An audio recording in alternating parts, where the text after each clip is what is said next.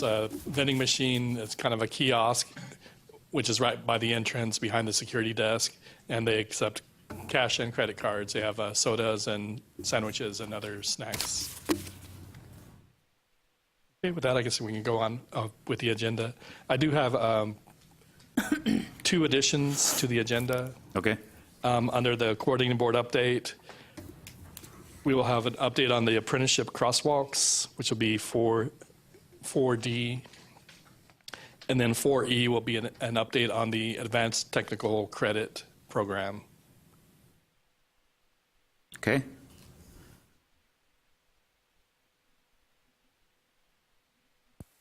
Anything else?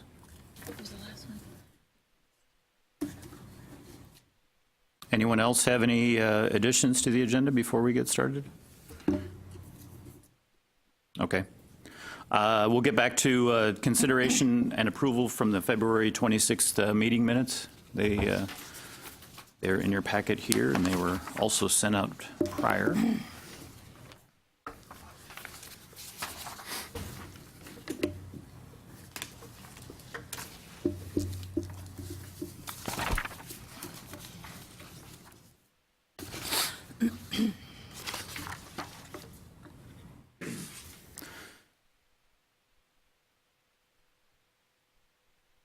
I'd like to make a motion to approve the minutes, Chair. There's a motion on the floor.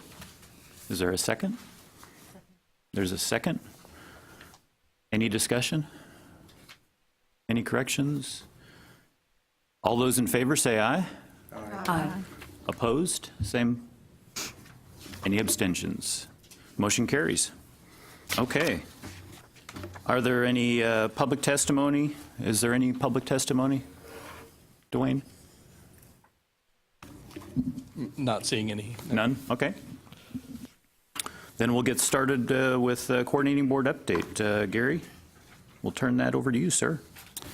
Well, the first thing on the list, programs of study. I think we're almost in the same place we were the last time we talked about this, last time the group met. We tried to schedule the whole Dwayne Architecture and Construction Committee. We didn't have a quorum, and so we had to cancel that meeting. We did have a 2-day meeting of really the trades, I guess is the best way to describe it, plumbing, pipe fitting, and those kind of things. Electrical, plumbing, pipe Electrical, fitting. plumbing, and pipe fitting. And we have their work, so we're trying to reconvene the larger architectural and construction committee. And then we have in draft several, Dwayne, 8 maybe programs of study between health sciences, architecture and construction. And so those are all getting ready to be released. Y'all will be seeing those soon. I think the biggest challenge, and I've spoke about this on some level, is we really were understaffed all of last year. And we have 2 people that we brought on about 90 days ago, and they are getting up to speed, and we hope to be doing more stuff in programs of study and get that back in sequence, in queue, from kind of where we had it planned. But as I talk about those 2 new people, I probably should mention to y'all, just in case you don't know, and this may be bigger news than Jeff's news, Donna Carlin is retiring. Wow. And Donna is actually, her last day is actually today. And at one point I thought about threatening and telling her to do something that, and if she didn't get it done, I was going to fire her, but I thought, well, that's probably, that's probably not going to go very far anyway. No, seriously.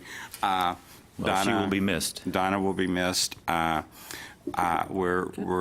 already have steps planned underway of keeping Perkins on cue, on time, on, all that kind of stuff. I met with much of my staff yesterday, and my major concern is that everything is transparent from a field point of view. While we do our internal stuff, we need to try to make sure that we don't impede, impact, or in any other way adversely affect y'all in getting the Perkins basic grants and those kind of things out. So, and we're pretty sure that we have a plan, we have a schedule. Donna has worked for the state in one capacity or another for apparently 32 years. and so I think if I was at that number, I think She deserves it, and it's well deserved. probably a smaller number will get me out of here. But and actually that may not be true, because whenever I had to, I started out as a part-time continuing ed adjunct instructor at Tarrant County College, and so why would I pick ERS as a part-time employee? And so I picked ORP, and so I basically get to work until the end of time. So you might have me for a long time to come. But anyway, enough of. I can joke about the same thing. When I came to Texas in 1997, I planned on being here for 5 years. 21 years later. Well, it's a good place. and you know, as Jeff is leaving and we reminisce a little bit, you know, a lot of the program of study initiative kind of stuff started back in 2009, 2010. It started outside of the coordinating board. It was talked about perhaps over certain beverages and certain short glasses over time, and the road, the pathway from those preliminary conversations, those talks about a better way, another way, a new vision, some of those kind of things, to where we are now, to where we have programs of study codified in statute and all those kind of changes, and the things that we're talking about that impact both students and business and industry. It's really and truly came a long way in 7 or 8 years. You know, obviously we all know that I was out there and I came here and that some of that kind of stuff. Jeff already mentioned the migration of WECM from being a field-driven process to a more formal process that we're trying to get going here now. And so, you know, that's really and truly almost the program of study update, more so than kind of the formality kind of things that we're working on. But, and I will work with Dwayne and our other staff, and maybe on our next meeting, we will be ready to really and truly give you all of the draft programs of study. The committees will have looked at them. We'll give you dates and all those kind of things. And so, you know, we're working on it. And I think I've said this before, but the next areas that we're looking at, and I think y'all all know that the program of study committees are built around the 16 career clusters. And so what we're looking at, generally speaking, next, and this is not definitive, is we will probably look at all of manufacturing that picks up the oil and gas zip codes.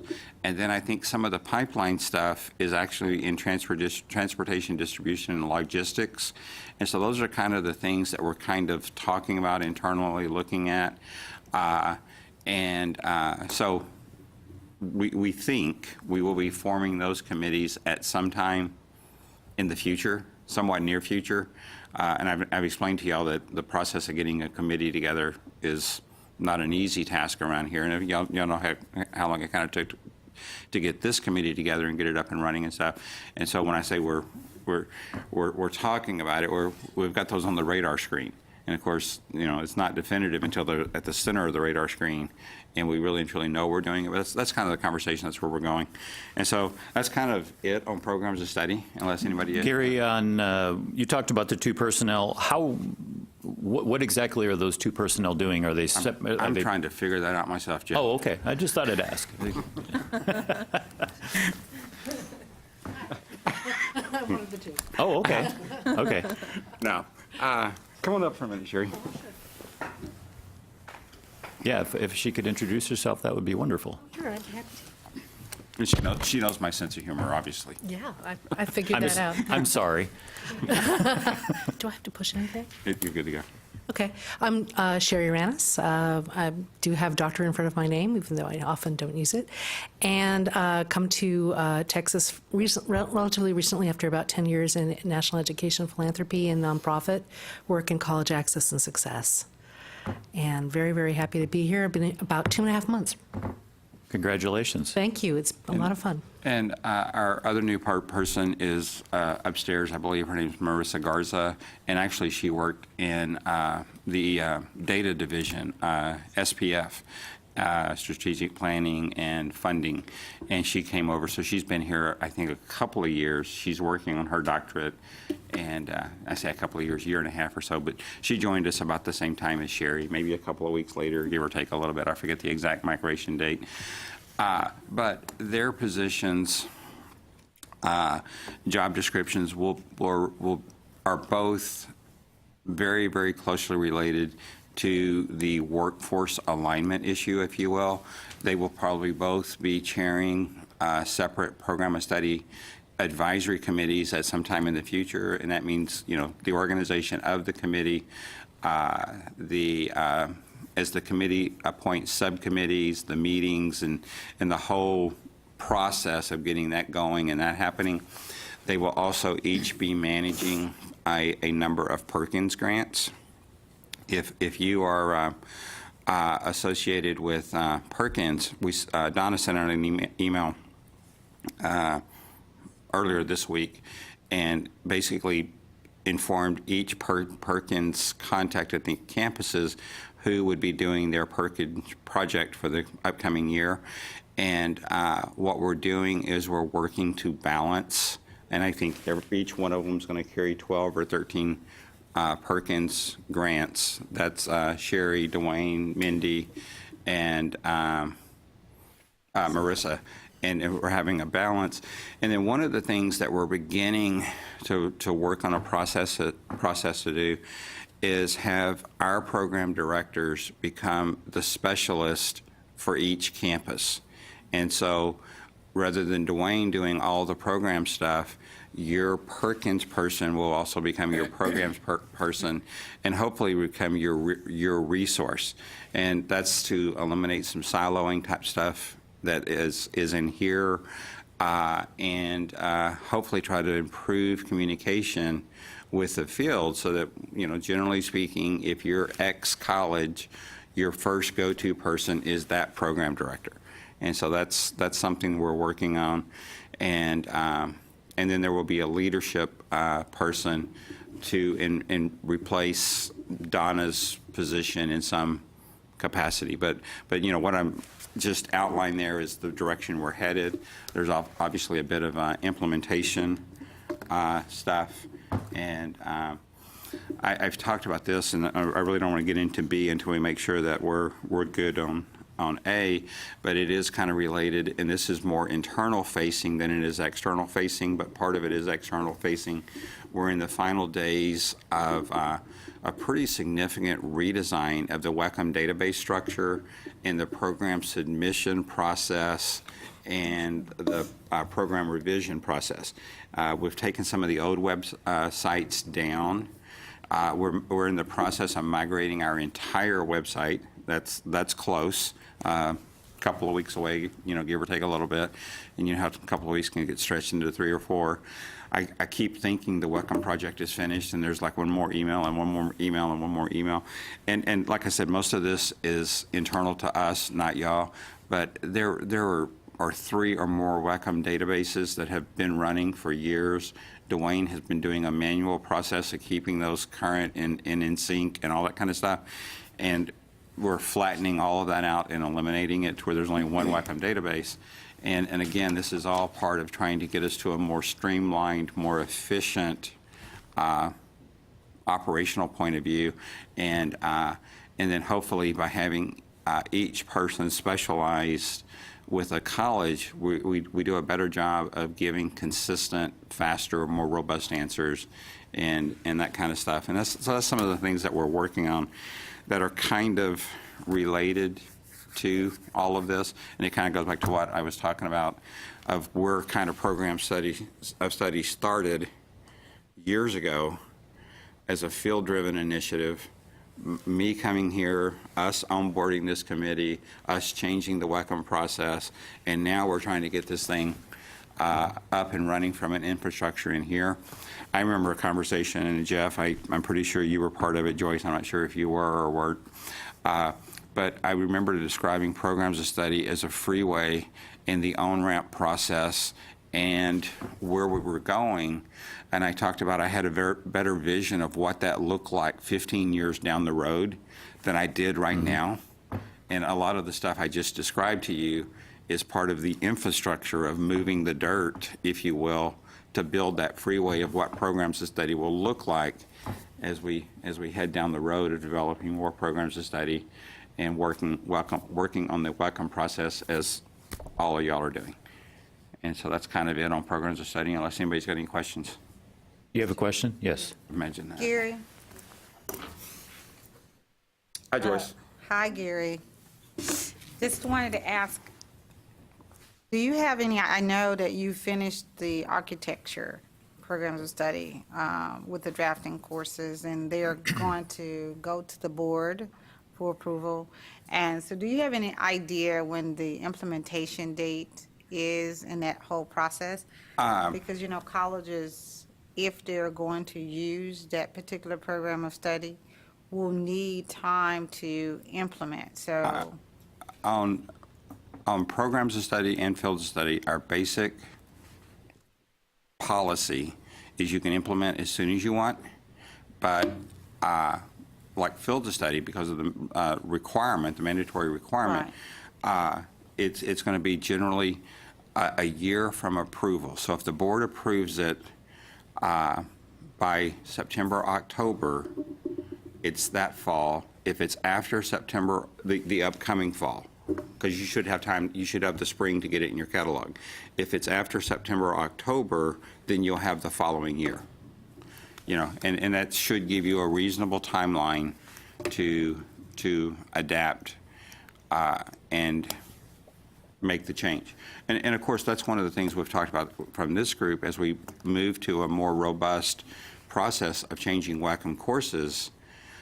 As soon as the process and the course is approved, let's get it in the database and you can go implement it. And so if you can get it in your catalog quicker, or if you only have an online catalog or whatever, you can start offering it faster than opposed to waiting and only dropping them in a year and then the next year. And of course, there'll be a similar process for archiving. Once courses are identified for archiving, there has to be a phase-out period. I know we talked in the drafting stuff that the committee recommended archiving some courses. I don't know what those courses are off the top of my head, but there will be a phase out of those courses to give you a reasonable amount of time to change your program, change your catalog, change your systems as appropriate, and get those phased in.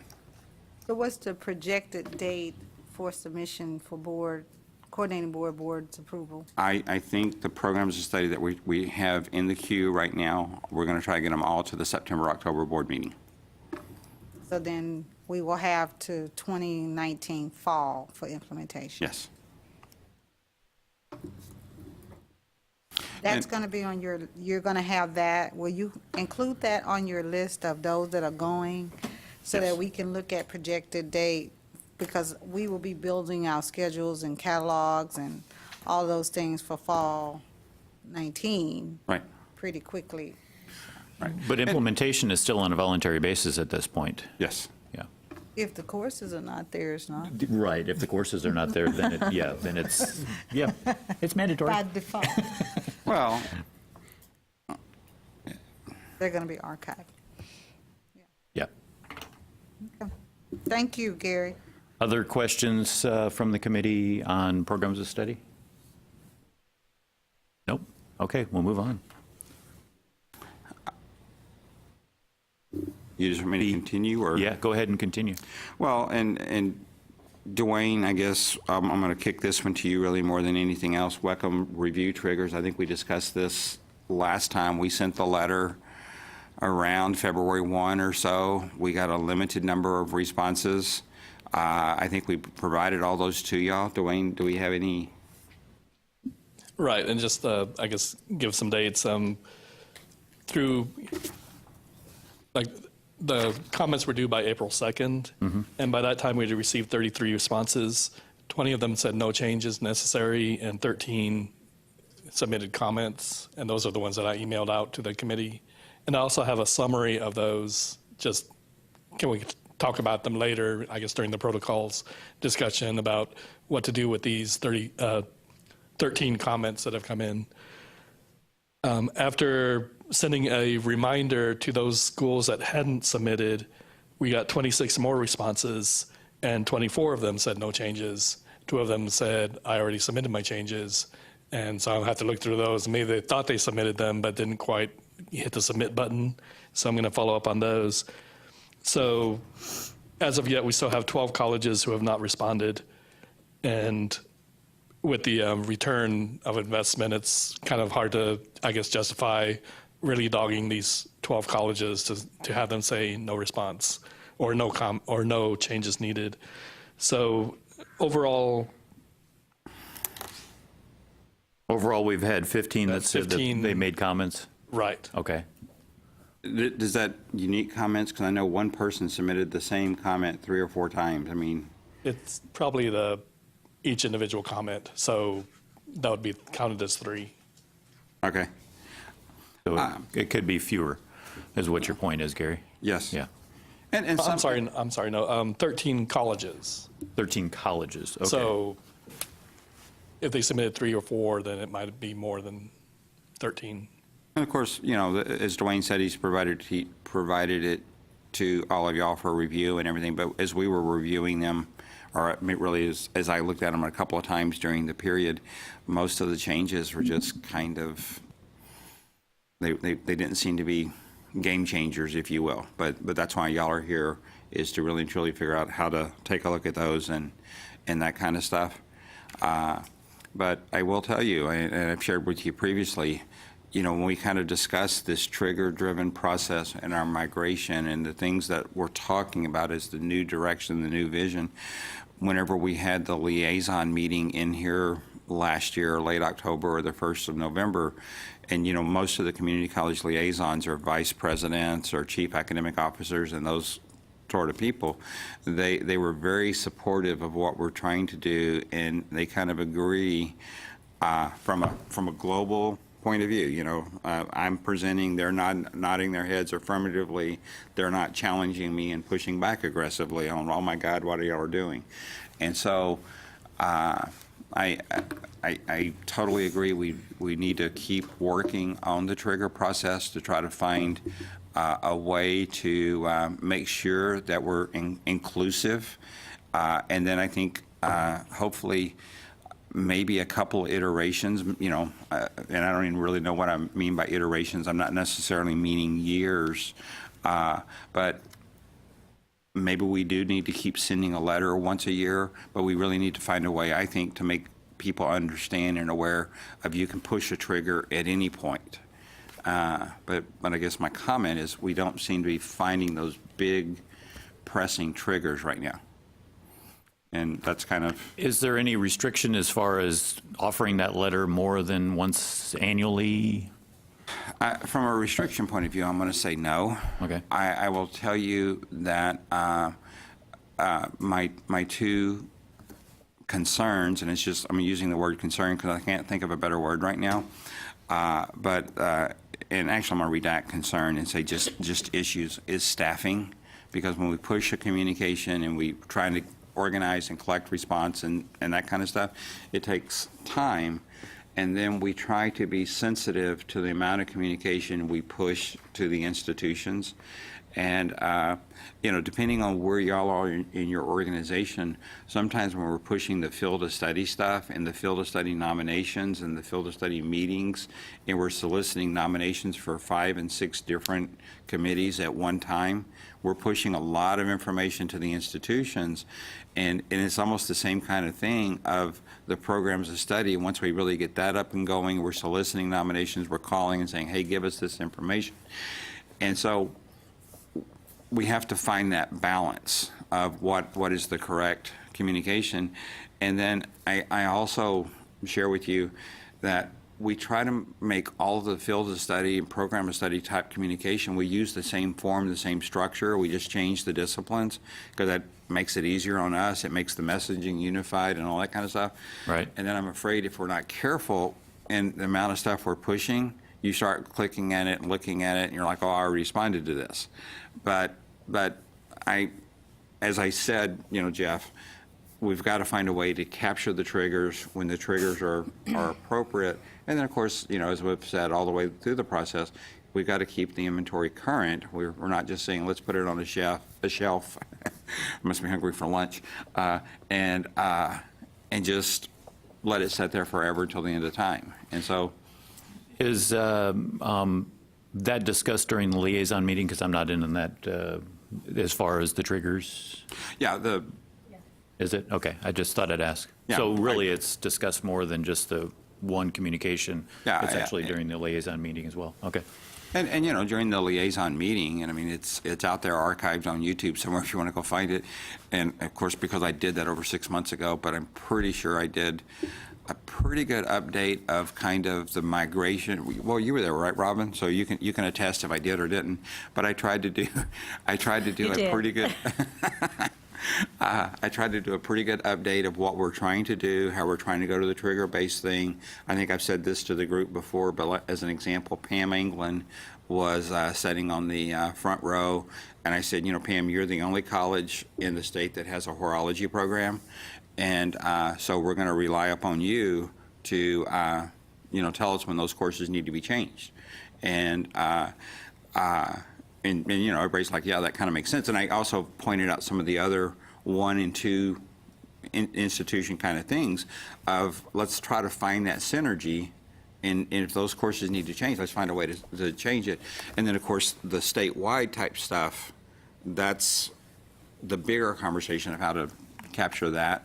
But you know, and Robin, you're shaking your head affirmatively, I think they understand the vision. I think they embrace the vision, and I think they're kind of agreeing of just what we have been doing. While important, we've reached another point, and it's time to try to go in a slightly different direction. But I'm not opposed to figuring out how to send communications, and other than I think I would push back pretty aggressively if you wanted me to send a communication once a week or something like that. Because No, that's not what, I was just thinking. Yeah, I maybe, know. you know, once a semester or something Yeah, like that. I don't yeah, know. I'm just asking the question. Yeah, what is balance? I agree. I think it does have to have balance because, yeah, that communication then goes out to everybody, and then, yeah, you do get the people that are like, well, I've already answered that, and click and delete. Yeah. Yeah. And if y'all's inboxes are like my inboxes, which I know they are, Yes, it's a never-winning battle to get to 0, isn't it? it is, yes. Joyce? Yes. Gary, I agree with you wholeheartedly that in order for this to remain a field-driven process, trying to put things in place that will ensure that happens, and those communications that you've been doing certainly has ensured that the field has input into the process and how this is transitioning. But I do want to caution us because of the fact that we know on the ACGM side that we had courses that were there that did not change, were not updated for years. And when the WECM came and was developed and was changing, and you're right, it got to a point that people were meeting and they were just doing wordsmithing. But it also, we can't forget that we did have some changes that were significant based on industry input. And so while the GIPWE basically says that advisory committees can meet once a year, most community colleges have their advisory committee meeting twice a year, once in the fall, once in the spring. And they charge those programs with changes that need to occur pretty quickly. And so I want to caution us as we start to think that just because only 13 colleges responded, that there's no need for workshops, or there's no need for, these are the only triggers we get. Simply because then what happens is that I think, we haven't had a workshop since 2 years. 2 years. And so we know that there's been significant industry changes in 2 years in CTE programs. We know that because we have industries that are complaining about courses that need to be changed. So what happens is we try to do special topics or to cover that, because there is no workshop, or we haven't put that change in, or you hear some of the concerns that they've expressed here. So I agree with you. How do you keep that balance of being a person that has to look at, we're not going to just pull people together just to pull people together? And how do we make sure that we're not going down a road of looking at 4 years, 5 years to do an industry change that really is significant change, a significant change? Well, And so I just caution us as we lean more and talk more toward those committees that were just there for wordsmithing, because we have to look at that we did have some committees there that were doing some serious changes and needed to do some serious changes. And I just think we just got to figure out a way that we're just not, how do we truly get to the real? And I'm not saying that these are not real. I'm just saying that I know that they're not the only thing. Well, and also to support, if I may jump in, I think that as programs of study continues to grow, that's where some additional conversation will happen. And so I appreciate when Robin and I were able to meet with you and Rex and the coordinating board supported that we can actually hold some workshops, that there would be funding available to be able to do that in the future. So I think that you bring up a very good point, but by the same token, I think we can also look at it from the program of study standpoint, and as that progresses along, that might be an additional trigger that would be a very opportune time to jump on, okay, we need to look at these courses. In a lot of cases, what I witnessed is courses that were being changed during workshops. The reason they were changing was because of the fact that as we continued to migrate to that idea of programs of study, there were colleges going, yeah, if we combine these and we put these learning outcomes together, we could actually have a better course. And so I think that there's still opportunities there, and we can use programs of study to also continue to drive that. well, and as has been discussed, and I think, just for the purpose of reiteration, I don't think I have ever said or implied that the coordinating board is saying is that WECM is done. Put a fork in it. We're not going to change anything. We're not going to add anything. This is our course inventory from now until the end of time for perpetuity. What we have said is let's find a more robust, more efficient, more adaptive, quicker way. And Joyce, while I agree there are changes, and even under the old methodology, as I've stated before, the Cisco courses changed literally like 1 September after computer science had been revisited that summer. And so because computer science was then not scheduled to be revisited for 4 years, we had out-of-date courses for 4 years. What we need to do is we need to find a process so that if a course is changed through business and industry, we need to change it. I don't know how we would do this, and this is just, talking theoretically, and Troy, I've said this before, I'm not a welder. I don't know why we always pick on the welding courses, maybe it's just because we like you. But, if the course is pretty well written and we need to add a couple of learning outcomes, to identify a certification or something, whatever, we got to have a way that we can just send out a mass communication and saying, hey, we're doing this. As y'all all know, the national call for aligning curriculum to certifications, third-party certifications, and so if we need to start naming that in courses, let's just figure out an administrative way to do that. It shouldn't be that we have to really get people together and say, okay, y'all, we're going to put, what is the welding certification? AWS? Yeah, whatever it is everybody in agreement with that? Let's just, and then we don't make it as we already do in WECM. We don't make it required. We just make it suggested, that you can. And so some of those kind of things. But then if we need to bring people together, let's find a way to bring people together. And, just to clarify our conversation, because we don't know who all's watching everything, while Rex said, possible money, there are not vaults in this building. I mean, that's kind of a misconception.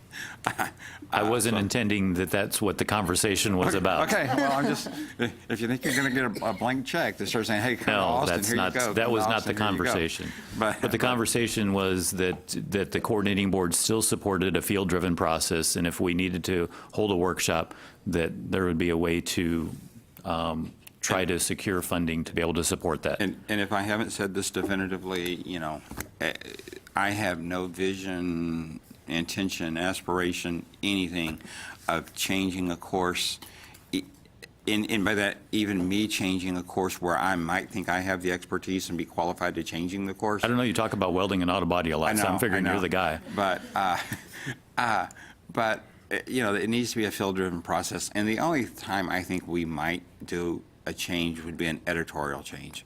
And even then, I think we'd bring it to this committee of identifying, hey, look, this should have a period. This, I don't know, we might just fix a period because it's obvious. But, that kind of stuff Correct. is what we would take on ourselves to fix, perhaps. And I don't know. I mean, y'all can decide if we're going to put this in the protocol or not put it in the protocol, and then we might go back and have some internal conversation. But if a course was wrong, I mean, if it had a misspelled word in it, it probably makes sense for us to fix it and just Yes. report it at the next meeting Yes. or something like. I mean, that kind of stuff's obvious. Always been. But That's if- always been the administrators.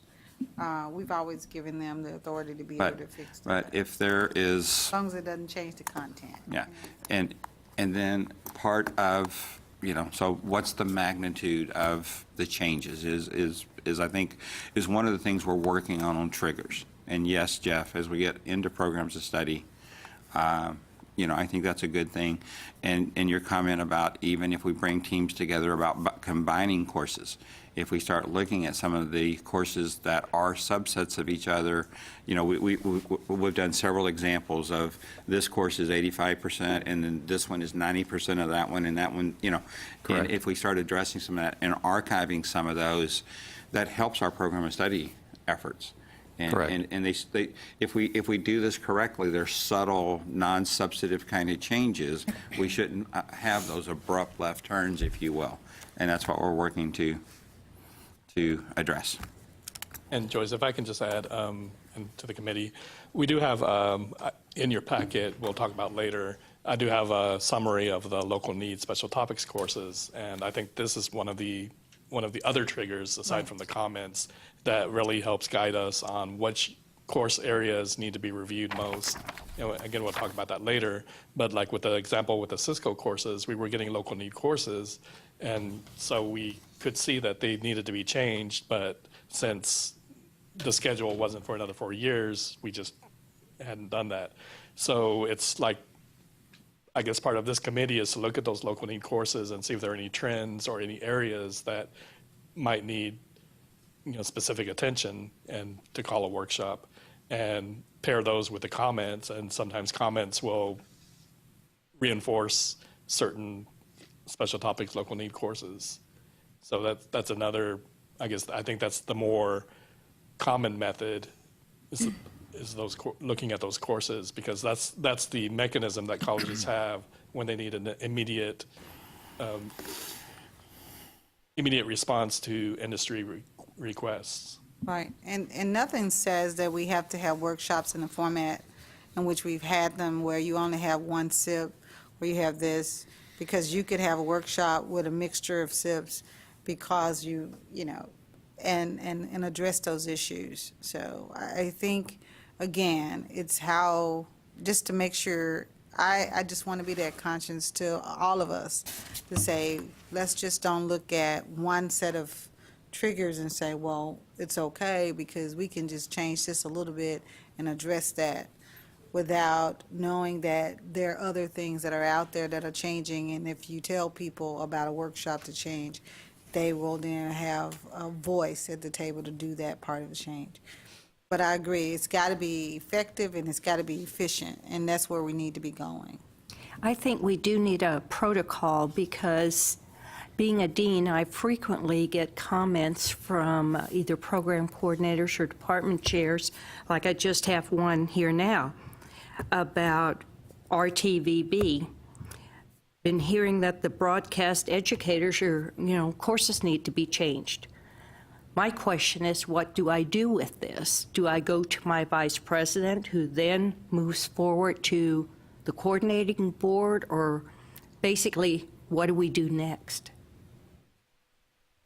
And usually, and again, that's what I'm talking about, Gary, as you talked about, that the responsibility is on the community colleges. We've sent out communications, you've sent to the liaison, we've, done all of that.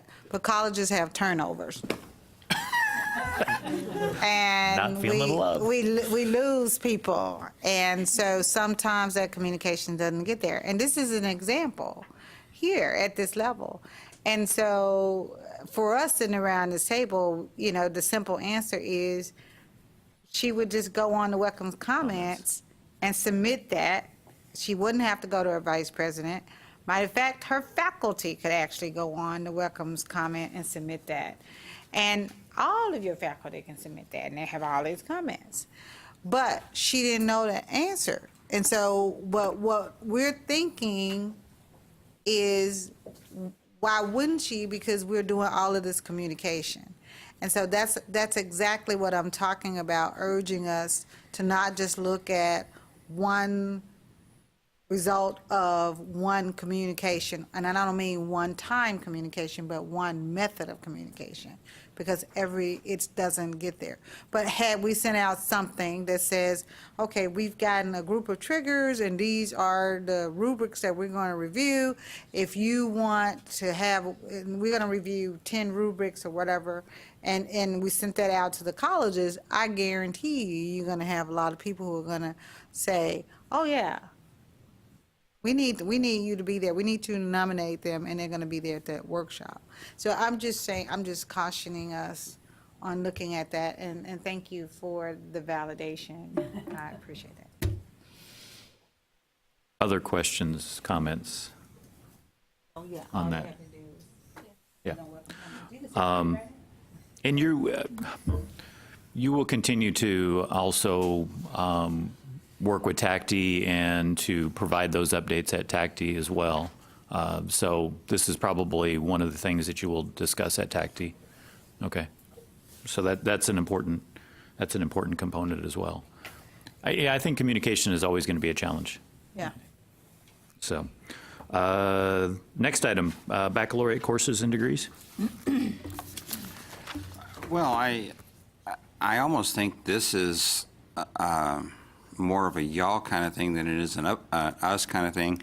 And I've had preliminary conversations with our IT people, and talked about perhaps adding a trigger to the existing WECM database. It would, and courses would be basically flagged as either upper division, lower division, more of a yes/no field. And then we could look at putting the courses in there in the WECM database. Rex and I have had some conversations about, are they all really workforce courses or not? And then there is a bit of a conversation if you got to put them somewhere. And so, there's not really anything definitive there. But I think a little bit of this needs to be, where's the field? I mean, where are y'all at? Are y'all, obviously the community colleges have a history of sharing a course inventory. Are you amenable to sharing a course inventory of upper division courses, where appropriate? I mean, but then part of, if we put them in WECM and everybody's upper division program is going to be different. If we put them in, when I say we put them in WECM, let me modify that. We've even discussed that this trigger might be structured on the web page to where you pick WECM and not WECM, for lack of a better term, once you're trying to navigate to the course inventory, and that would, in essence, force that trigger. And so if you picked WECM, you would see all the lower division courses as it is now. And then if you picked not WECM, whatever it wound up being called, you would see the upper division stuff. But I think one of the things would be, if we're going to share those courses and try to have a level of synergy as programs are approved around the state, that might be something that's appropriate. And if we're not going to share them and try to have similar courses as appropriate, then that might be a solution. But it's, I guess, a little bit of feedback from y'all is where we probably are right now. Comments from the group? I do have a comment. Yes. Imagine I'm that. sure you knew that I would. I'm shocked. Yeah, I know. I do think that we have to have some way of knowing what baccalaureate programs that are offered by community colleges and what courses are being offered, so we will not be duplicating or trying to send in different courses, because we want the value of those BAASs or BITs or BATs that are offered by community colleges to be on the same level of value that if our students transfer to a university with a BAAS, it would be there, which means that they're transferable, they're portable, all those other things. So I would probably suggest that on the website, as you've said, that a person can pick or select upper division WECM courses instead of not WECM. Not quite, yeah. That's like not credit, so it's kind of like, so let's don't do not WECM. Well- So maybe looking at upper division WECM courses for that. Community colleges are used to WECM, using the term WECM and using the term ACGM. And so I think if we did that, that would be great, because then those who want to offer a BSN or those who want to offer a Bachelor's of Applied Science degree or BAT or whatever, and they know that South Texas has it or Lone Star has it or someone else has it, then they can go on there and say, oh, well, actually all of the upper division has no WECM courses in it. It has these, or it does have two. So we can now put those in there. So, and it also makes it easier for those now comprehensive program people that you're going to hire, that's going to have one set, one college to be with, to be able to look at that and figure out that my college wants to offer a Bachelor's of Applied Science degree in child development.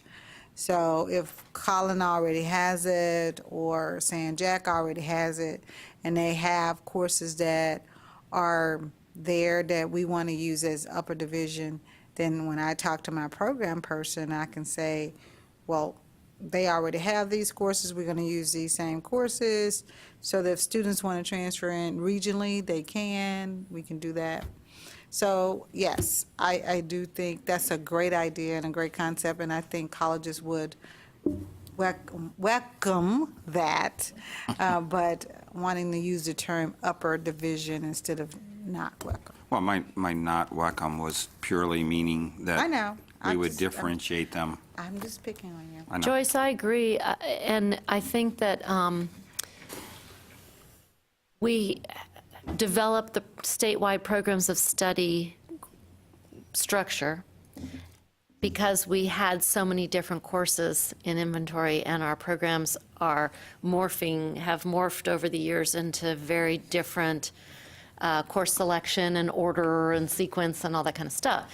So why not start this out right and start with a tight group of courses that if a community college is going to offer a BSN, then these are the courses and this is the program of study. It seems it would save us all a lot of time than rather 6 years from now, we all go, oh, we have 14 different programs of study, and now we have to have statewide grant to fund pulling that all together and trying to figure out whose is the right one. Might save us some time. I agree. Other comments? Rhonda? Possible that it would be as a filter, you know how in the database now there's a filter where you can do credits, non-credits. I mean, there's all different things you can check to search for courses.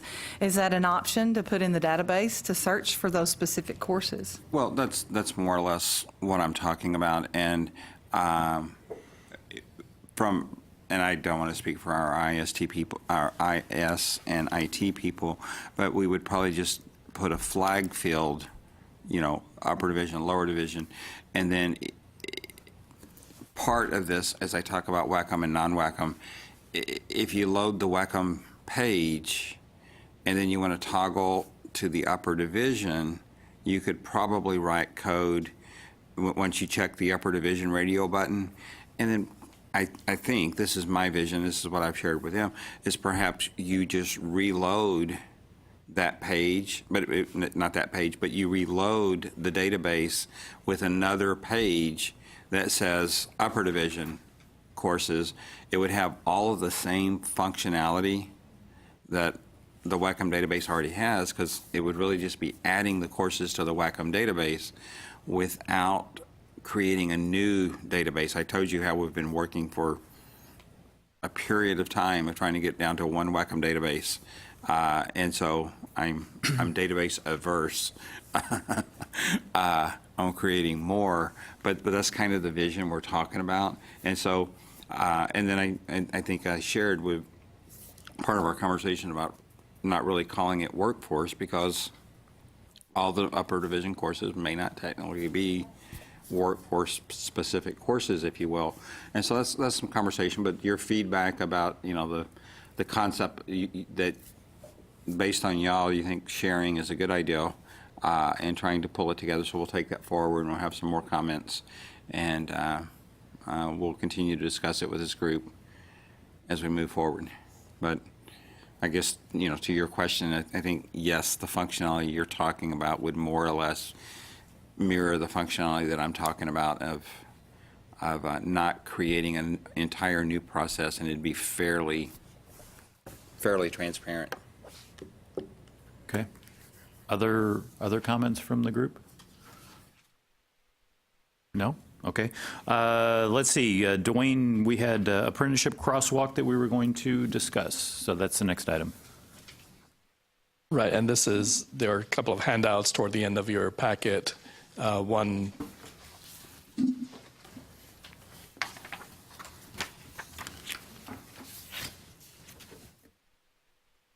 Okay. one that says how to use an apprenticeship crosswalk, and then the following one is just a sample of, I think, 3 crosswalks. Like I say, from this grant project, we received about 11 or 12 crosswalks, and these are just 3 examples of the ones. So the we ones got. that you're talking about are electrical, plumber, and HVAC? Right. Okay, so we know we got the right ones. All right. And so this is just an update on what that project has presented us with. You know when these are going to be posted? Oh, sorry. Dwayne, do you know when these are going to be posted, and where on the coordinating board website, or are they going to be posted in the WECM? What are we going to do? I think they're due, it's part of the annual grant, it's a leadership Right. grant, so it'll be Right. due. Oh, this was the to us. Perkins Leadership The Grant? Perkins. Right. Oh, okay. So this will be due August, 31st, and so soon after that, we will probably post it on the Perkins. We have a Perkins site where we post all of the deliverables that the colleges send to us, and so it'll be on that site, and then we'll try to find out where also to reference it from other sites. I just want to commend the coordinating board on this project. I was with the Commissioner Alvarez on Tuesday night of this week, and at a graduation ceremony for apprenticeships.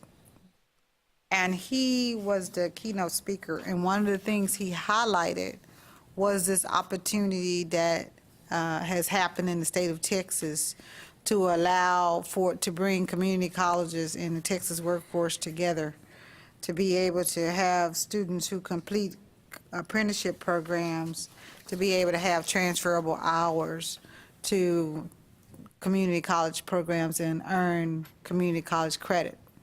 So he was very supportive of this program. He talked very good about the coordinating board, said some great things about the coordinating board. But there was one concern that he had, was that although the apprentices graduate and complete a credential as a journeyman or a licensed journeyman, that they could not be counted in the 60 by 30. And so he was asking me, how are we going to fix this? I said, well, Commissioner, we have to fix one thing at a time. Right. Joyce, can you explain that? I don't understand that. If they finish a degree, they're a completer. No, he was saying this, if you're an apprentice in an apprenticeship program and you finish the apprenticeship program, Yes.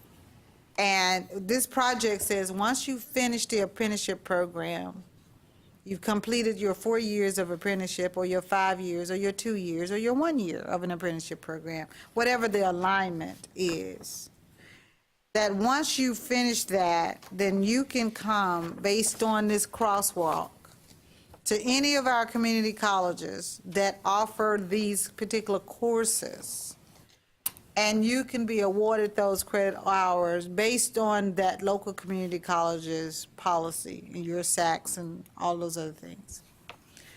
What he was saying is a student who finishes an apprenticeship program should not have to wait to be counted as part of the 60 by 30 because they have earned a credential. And what I was explaining to him, but they are not part of a community college at the point that they're at an apprenticeship program. Unless they're co-enrolled, right? They're an apprentice at a job and they're Right, taking the unless classes they at the are college. co-enrolled, and the credential of 60 by 30 is not the industry certification.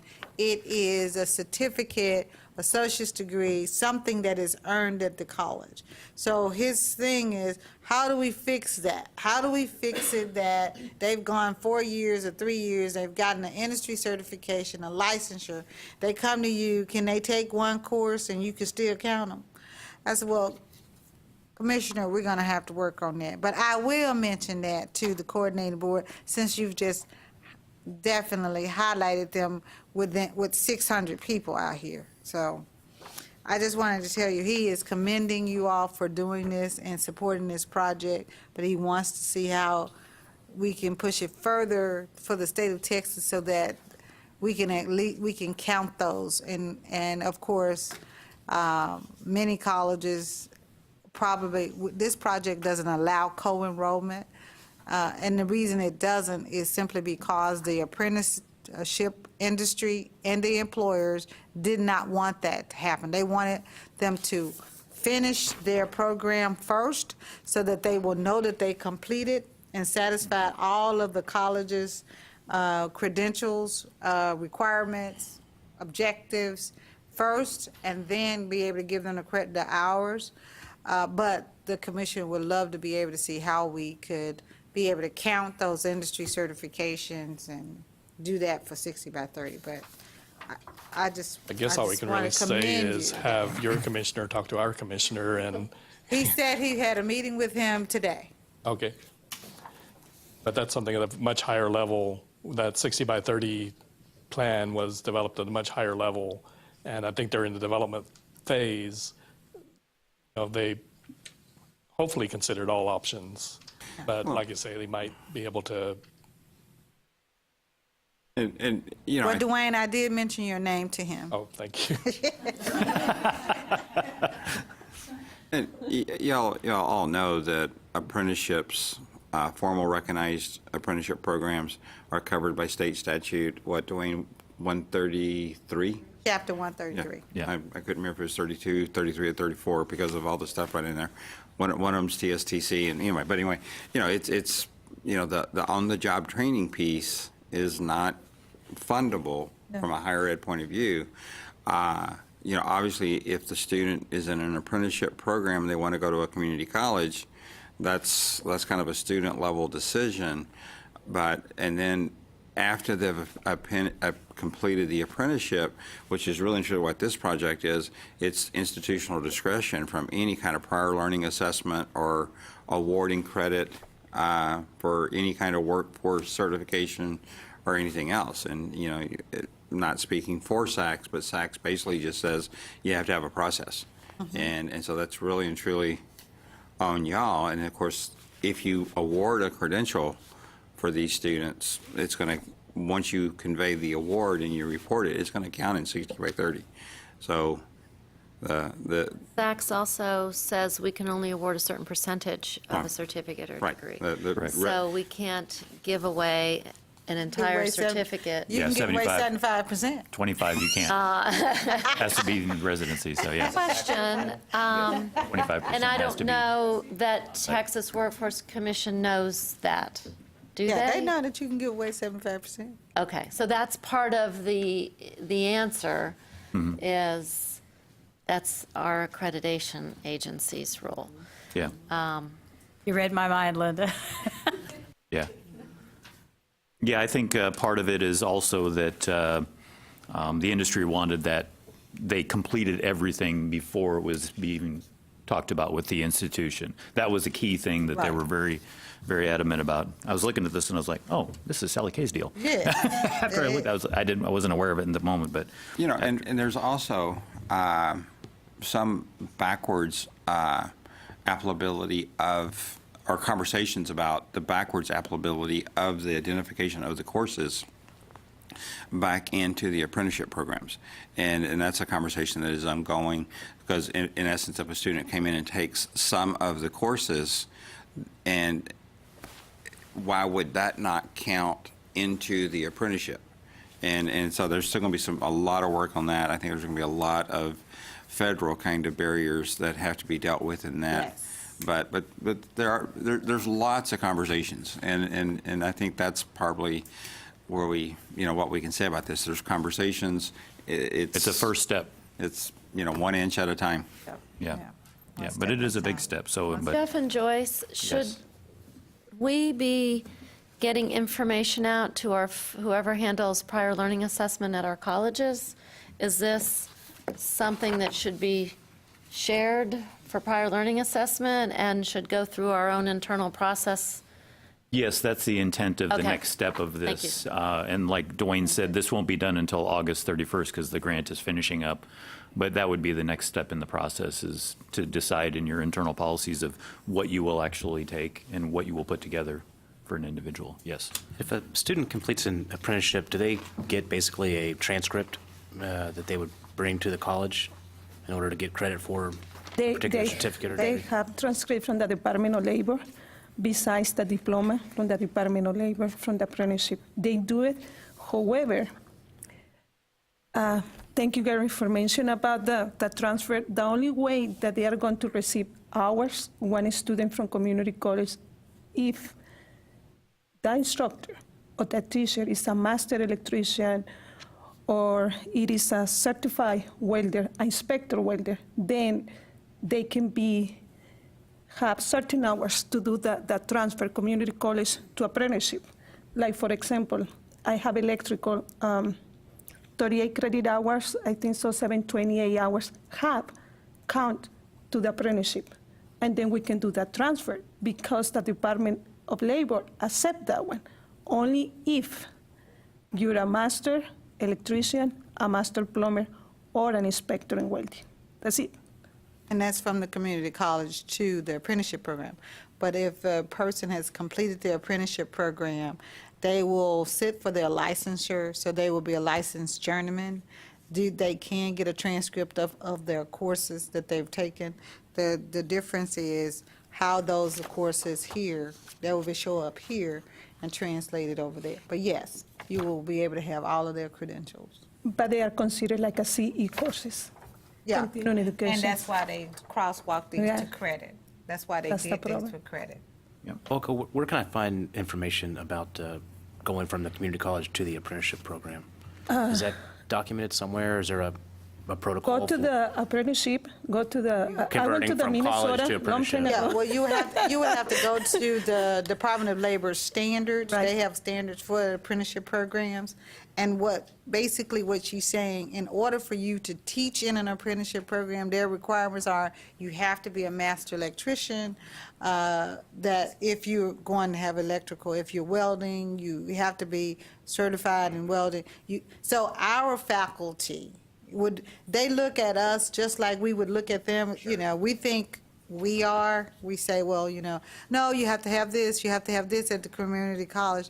They don't understand. What we don't understand is their standards that they have. They have to have a master electrician to teach those electrical courses. So if you're going to transfer your electrical courses to the apprenticeship program, your faculty has to be a master electrician for those courses to go to their apprenticeship. And they will look at those standards. So each program, if you go to the Department of Labor, registered apprenticeship programs, they will have those standards of those programs there, including not only the classroom hours, but the 2,000 hours of on-the-job training. But there's not a backwards crosswalk yet. No, and I think that's what Gary was saying. Yeah. But for welding especially, you can have somebody, a faculty, to have an apprenticeship and sheet metal workers, iron workers. Then this person is a master in sheet metal and iron workers. Then he can register the students to the Department of Labor to start to receiving certain number of hours for the apprenticeship through the apprenticeship program. Mm-hmm. Other comments? Yes, I just wanted to say, this is a SACS requirement. Somebody may be licensed, but if they receive the training under somebody that's less than what we require in our programs, I think that's going to be hard to match up. I know since they're licensed, it sounds like, oh, well, they have the credential. They have to have the But are they meeting the standards still that we have in our programs? So I think Olga's right on there. We've got to look and see what we require and then see if, and match up, just like any transfer credit. Just like any transfer credit. One of the big problems I have, Eileen, is that the requirement for SACS for my faculty. It doesn't matter they have the apprenticeship because it's a technical program. Yes, I wanted that they have the skills, but at the same time, I wanted they have education. And I think in the future, for people is going to the apprenticeship, they are going to find the importance to be in community college or have certain kind of the certification. That way, it's going to help them also to be a teachers maybe, or to be a teachers in the apprenticeship, in community college, or in the private college. It will help them a lot. And that's why, Eileen, it is up to the college to look at exceptions that they want to write for SACS or not. I think we all write exceptions. I don't think we write a lot of them. We're very cautious about that. And so you're exactly right. It's not just the skill that's there, the workforce skills that's there, but it's also the academic requirements that we have to have for workforce programs. Yeah, especially if ours is an AAS program, all the core courses.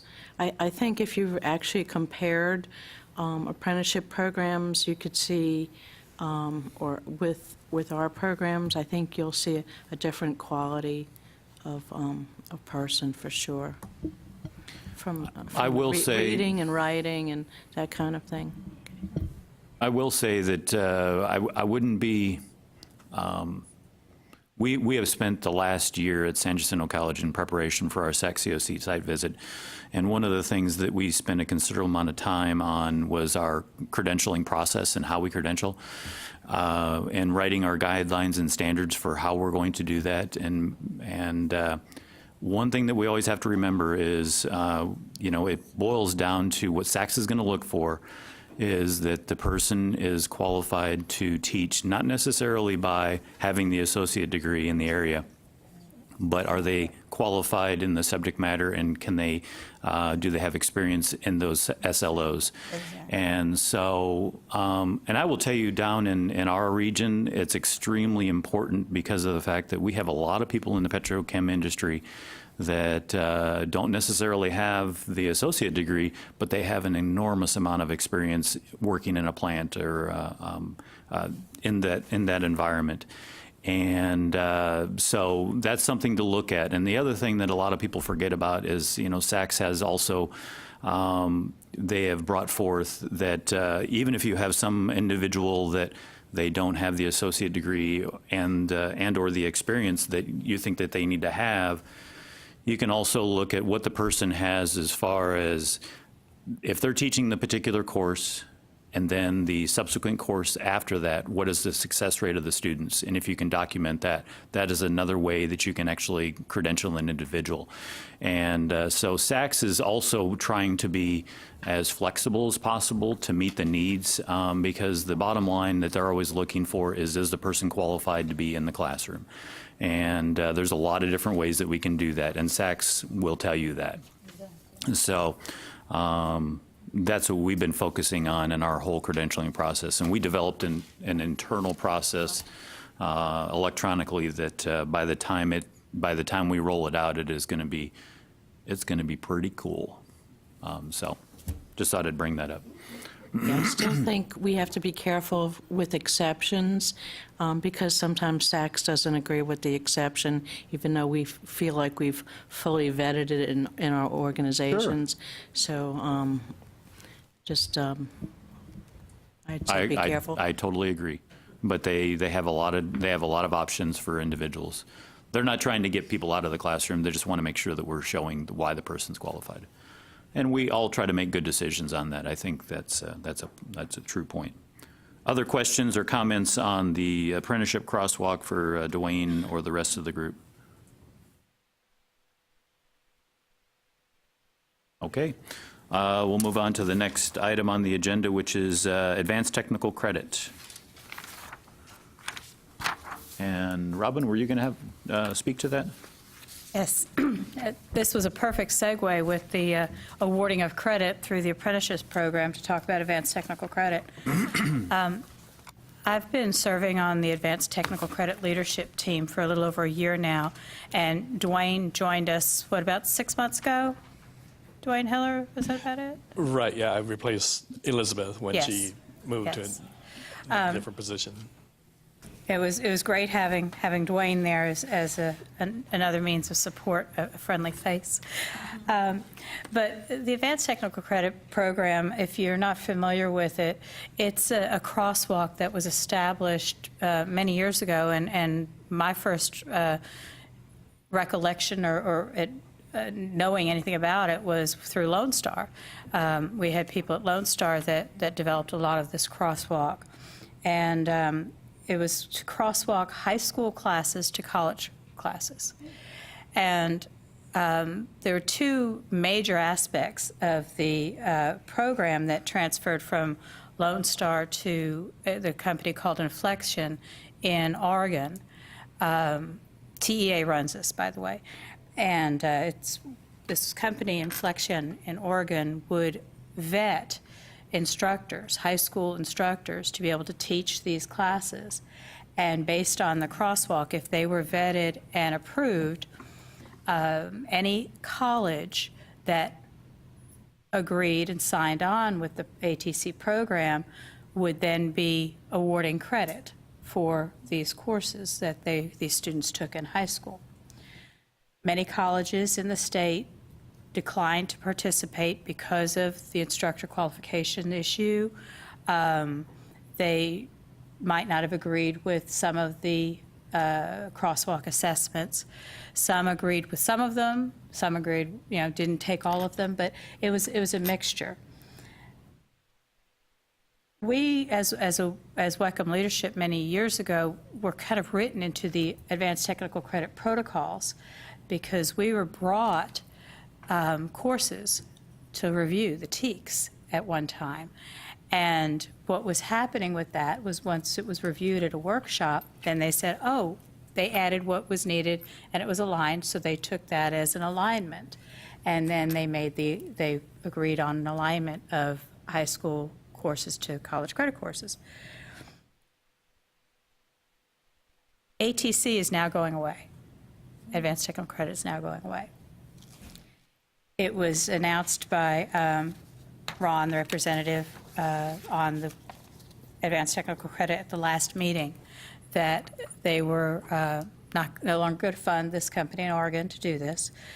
But what they wanted to do was move all of the information from the ATC website, it was ATC Texas website, to the TEA website, and still support those instructors or the teachers at the high schools that were previously credentialed by Inflection, and move toward local articulation agreements based on the information, the crosswalk that was provided or that had been done in the past, so that institutions could do this on their own. That was the last communication I received from Ron. As I mentioned, some of the concerns that the colleges had were instructor credentials and some of the course alignments, mainly because there are 10 course alignments that are at the second level.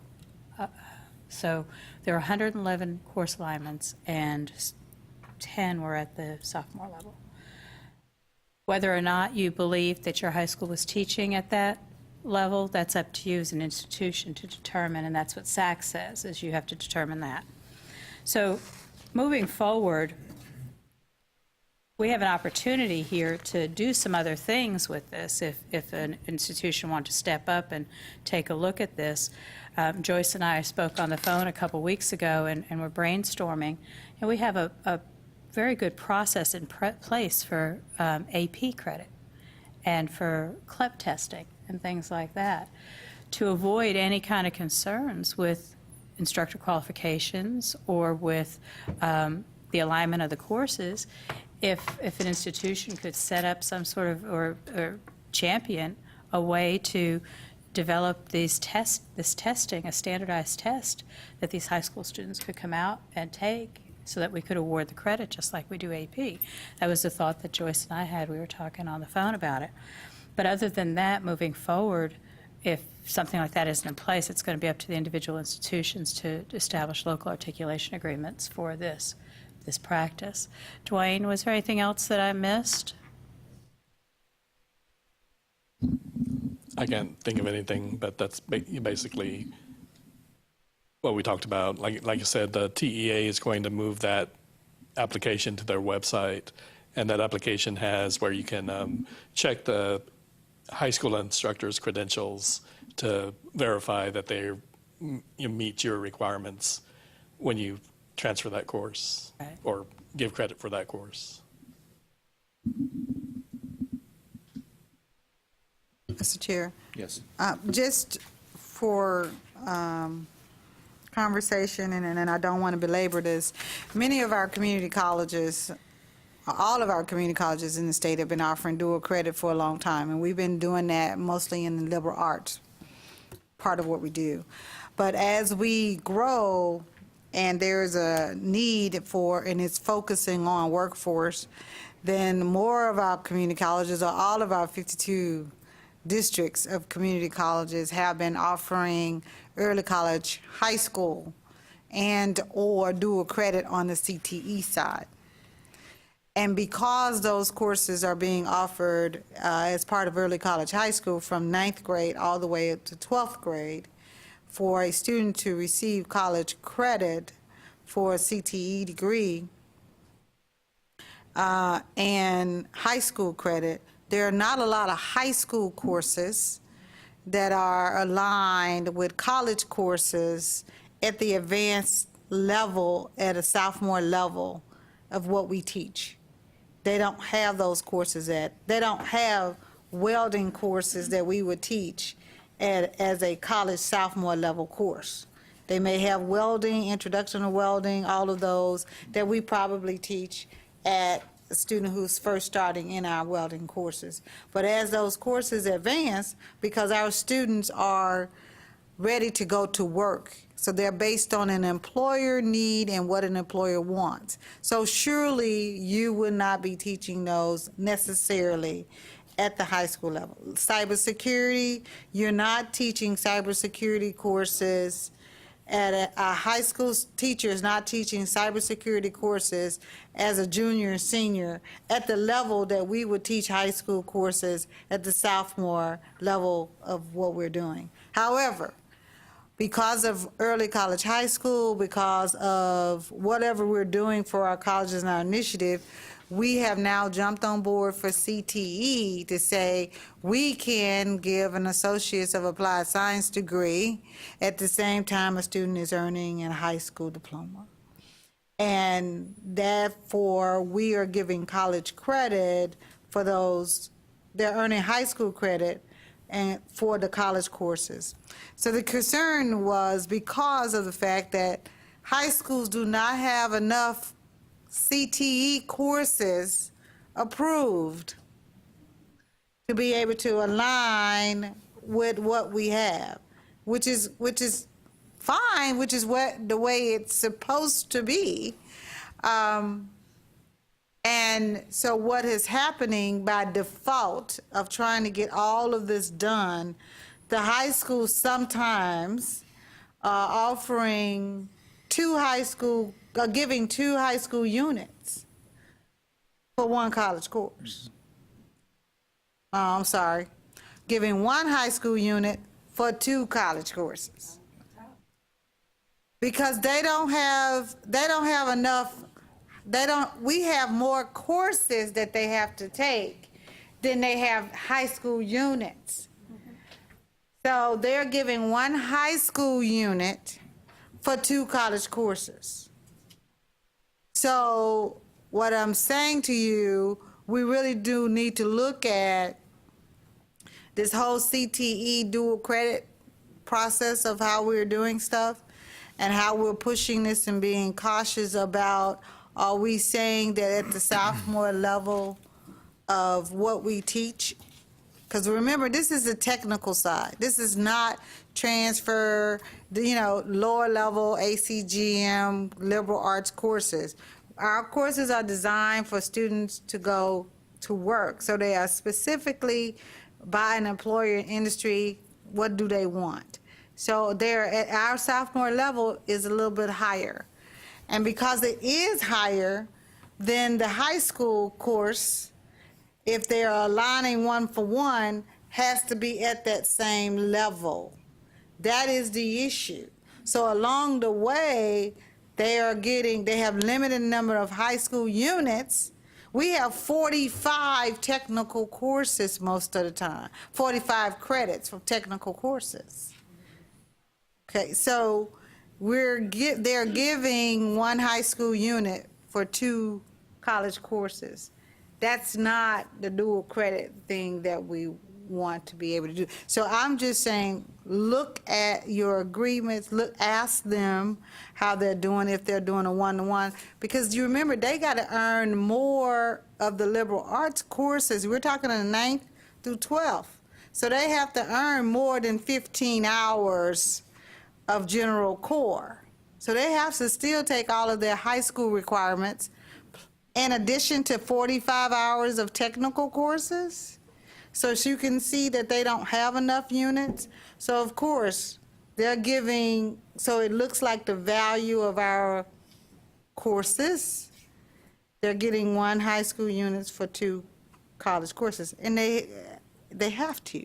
I mean, that's how it is. So I'm asking that you make sure you look at your agreements and find it out. And a way that Robin was talking about, being able to see if there could be a balance of those upper level courses, would be looking at some style of AP on the technical side of the house where the student is actually taking an advanced technical course like they would do an advanced AP course to make sure that they're going to be successful once they get there, because that does impact your completions, it impacts your Perkins, it impacts those things because they count. So I just think that as we go down this line, all of those things are in the welcome. So we can't water down courses to do that. Can we bring this to TAC? Does this committee ever, from the two of you, submit topics for TAC while all of our chancellors and presidents are all gathered together 3 or 4 times a year, however long they meet, often they meet? Well, at one That's a time, good suggestion, yes. at one To get time, something on their agenda. well, at one time, Linda, because we idea. were not part of the coordinating board and not under the coordinating board, we could do that. But we're under the authority of the coordinating board, so our committee reports to the coordinating So board. Gary or Rex, Right, it would we be could make Gary or Rex. recommendations Right. through the two of you Right. that Gary or Rex make That get would on be the the agenda. protocol. Just to give you an example of the sophomore level, upper level courses that were aligned, crosswalk, business law high school course was aligned with our BUSG 2305 business law contracts course. I'm not quite sure, just in my mind, I'm thinking, I don't know that they got as technical as we would get, but I can't say. And another one, as an example, would be our human resource management, HRPO 2301, credit was recommended to be given for the half-credit high school human resources management course. Half credit. So, yeah, just an example. But just as Joyce mentioned, be sure that your institutions look at your local articulation agreements and look at the ATC crosswalk to make sure that what you're selecting is what you really want to award credit for. Okay, I just want to say something here. I was sitting next to Troy at one of our meetings, and we were talking about welding, because we have 17 high schools that have welding we do dual credit with, and I've been at the college for about 1.5 years now, and he said, how can all these people be credentialed? They all have ag degrees and everything. And then the high school students were failing some of the certification tests, like huge, and that's not good for us for Perkins or for anything. So because of that conversation, I went back and I found out that these ag teachers, and you know this, a lot of you, they're really, they should have never been credentialed by degree. And we've now implemented a test out, okay, for the welding instructors at the high schools. They have to pass all the welding tests that we expect the students to pass. Otherwise, we have actually taken away some of the credentials because of that. Actually, we only have about 5 that were truly able to teach those very topics. So I think we have to be really careful with dual credit. I would love to see them come over to the college, and a lot of your programs are like that. The students come to the college, but then others are, the high school teachers are embedded, and I think this is where the issue comes into play. Are the outcomes the same, even though they may report them, because they're falling under a different standard? So. Just something to think about, and thanks, Troy. Yes, Can I say Robin? one more thing? Yes. One of the things that was brought up at the meetings was the fact that many high school instructors or teachers, they may have a degree in business, but they don't have necessarily a concentration in marketing or a concentration in accounting. And one of the workshops that was handled, I guess, maybe 8 months ago, was they were trying to get some accounting courses to be articulated and set up through this program. And the college representatives said that the class at the high school was too theory. It wasn't as technical as the college course, so they didn't approve it to be set up through ATC. So that's something else to keep in mind. The generic nature of a bachelor's degree in business isn't as detailed as what we would require as far as like a master's degree if we're doing the academic side, or even the full faculty credentials for the workforce side. The big thing Excuse here my is that- voice, I'm losing it. they're supposed to be teaching the college course. Right. Right. That's the whole deal. But are not with they? ATC. Yeah. But not With ATC, they teach the high school course, and we're giving credit for the high school course. That's the difference. Yeah.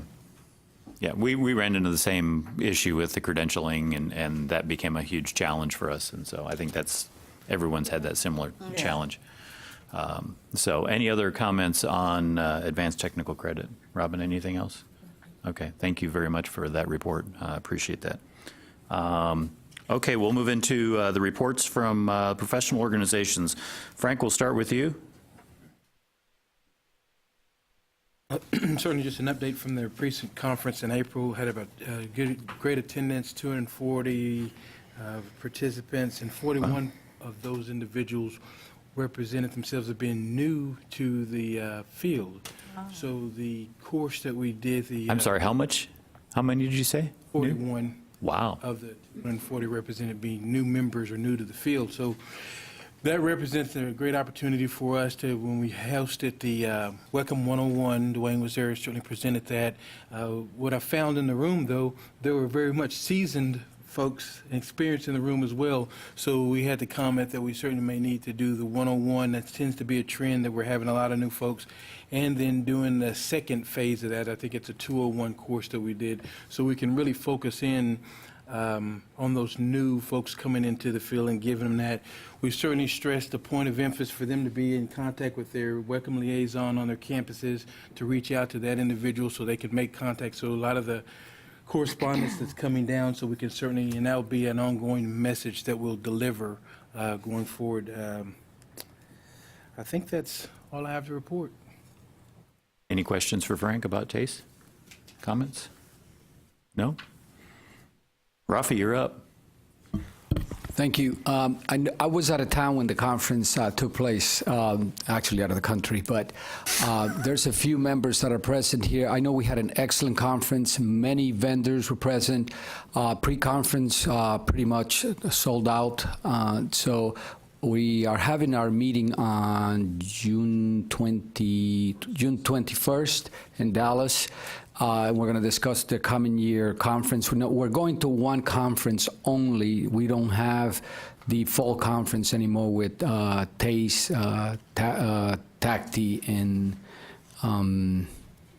CCIA. Yes. The CIL conference is going to, this won't be offered in the fall. And we're getting a lot of people calling. Some people want to attend, but the participation was very low. So issues with funding, obviously, we're just going to have a huge conference every spring.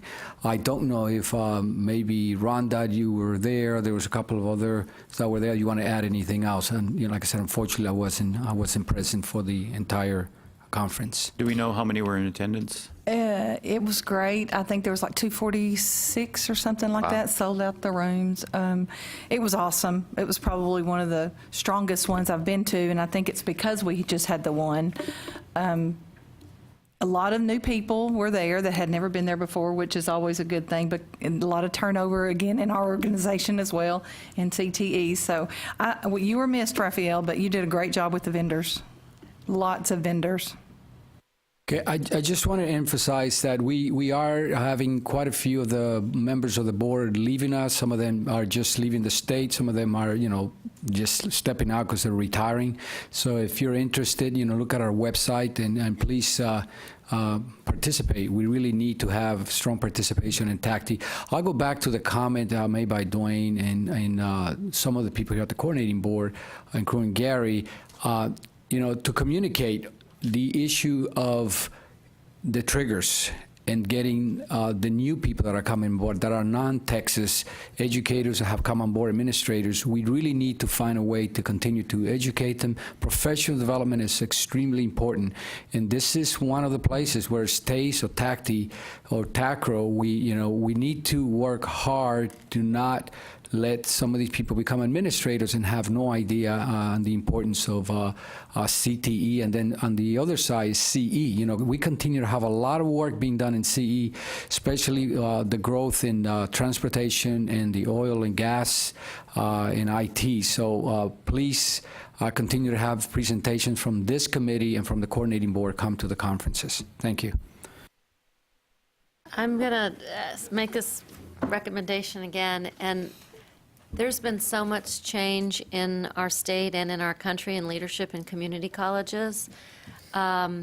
Maybe again, something should go to our presidents and chancellors from you guys, a letter explaining what it is that you guys do, why it's so important that chancellors and presidents send people to your conferences, and that it is professional development. It's not just travel to some place to go out and eat, drink, and be merry with your best friends. It is professional development.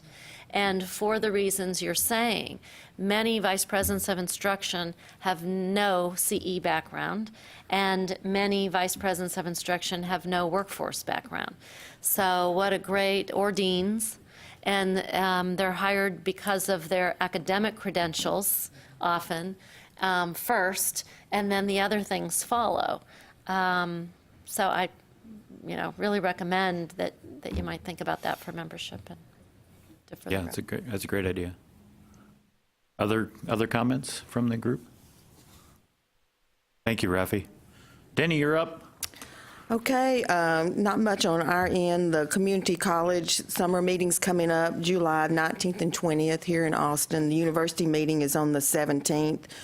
We're currently trying to finalize the agenda. I'm working real close with the co-board and Victor, on the subject, so this could definitely be a subject on hot topics that we can add. Okay. Anything else? Any questions for Denny? No? Well, we are just about right on time. I'm thinking that this will be a good time to probably break for lunch, because I see that lunch has showed up. Our sandwiches are getting cold, warm? I'm not sure what they're getting. But they're here. One thing that I'd like to say is, at this point, I'm going to resign my position as chair of this committee. And as I said early on this morning, I've been honored to serve as your chair. I've enjoyed working with all of you, but I will leave it at that. And I will look forward to seeing all of you at other places in the future. So thank you very much. We will break for lunch at this point and come back at 12:30? Does that sound like a good? Okay, 12:30, we will break for lunch and we'll be back at 12:30. Thank you very much.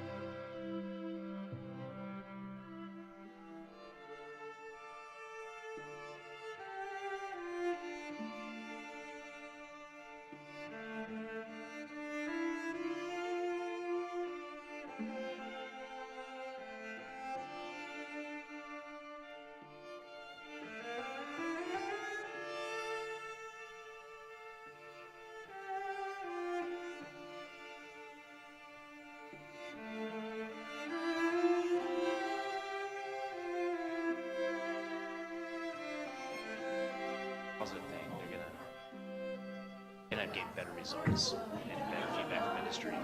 Take a little while. So everybody knows.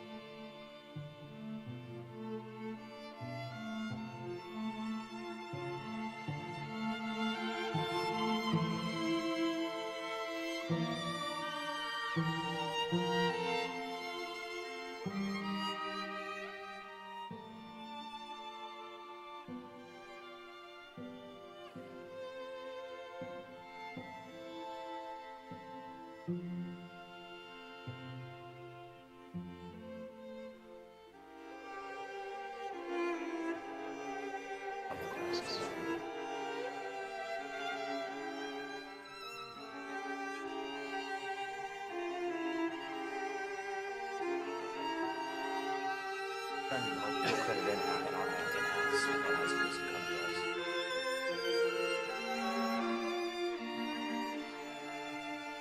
Got a bunch of equipment in our grant.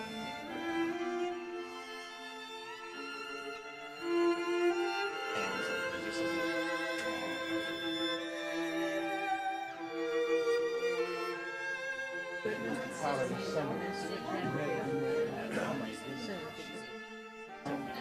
We went back, we stopped that and see the other list to the high schools meeting.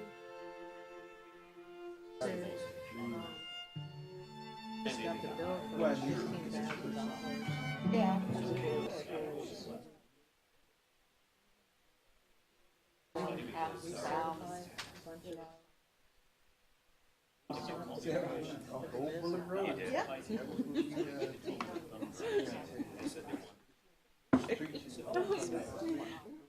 yeah, good times.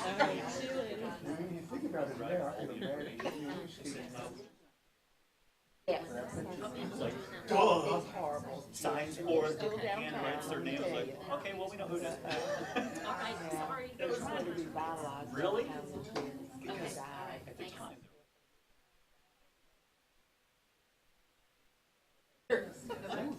Oh, yes, oh, yes.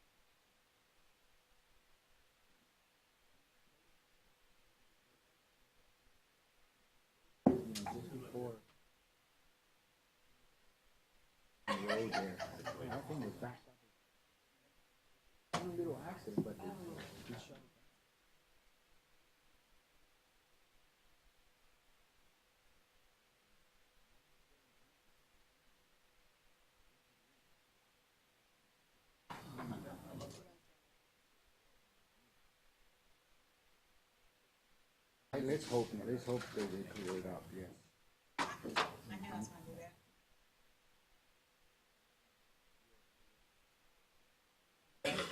I'm from Nebraska, so. Yeah.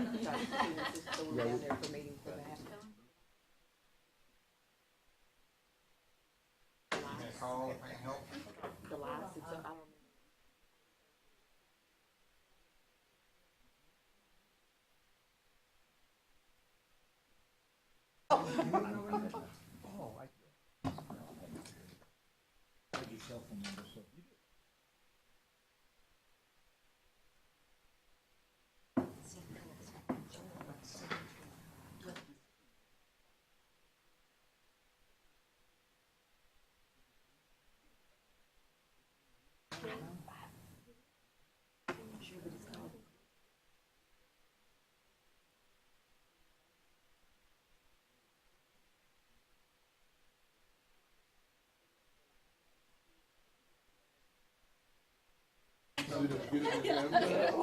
you know what? He was at the, I know who he is.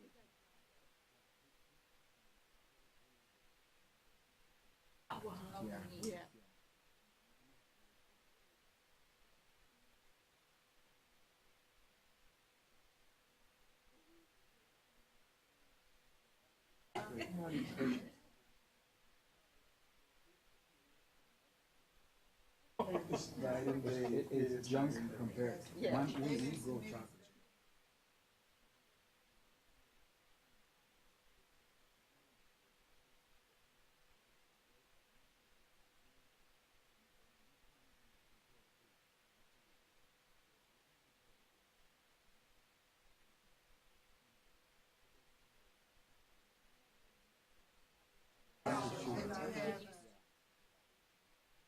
Oh, yeah, it's finished.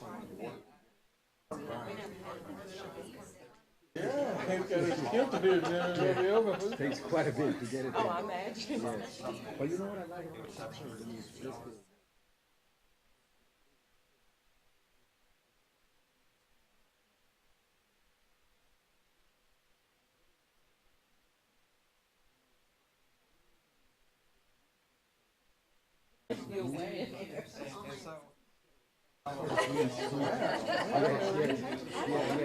So then, you know, normally they wash that way. You cut it open and you lay it over and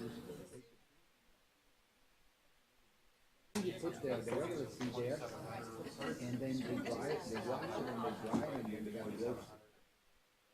I'll try to tie it.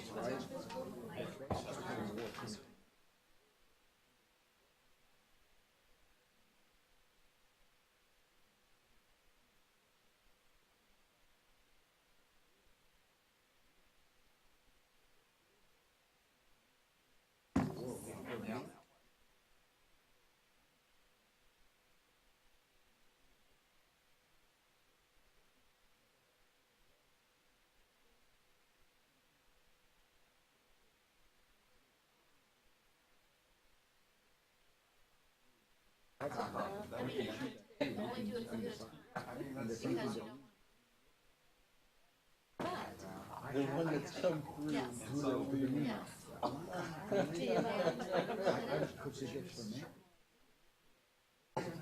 You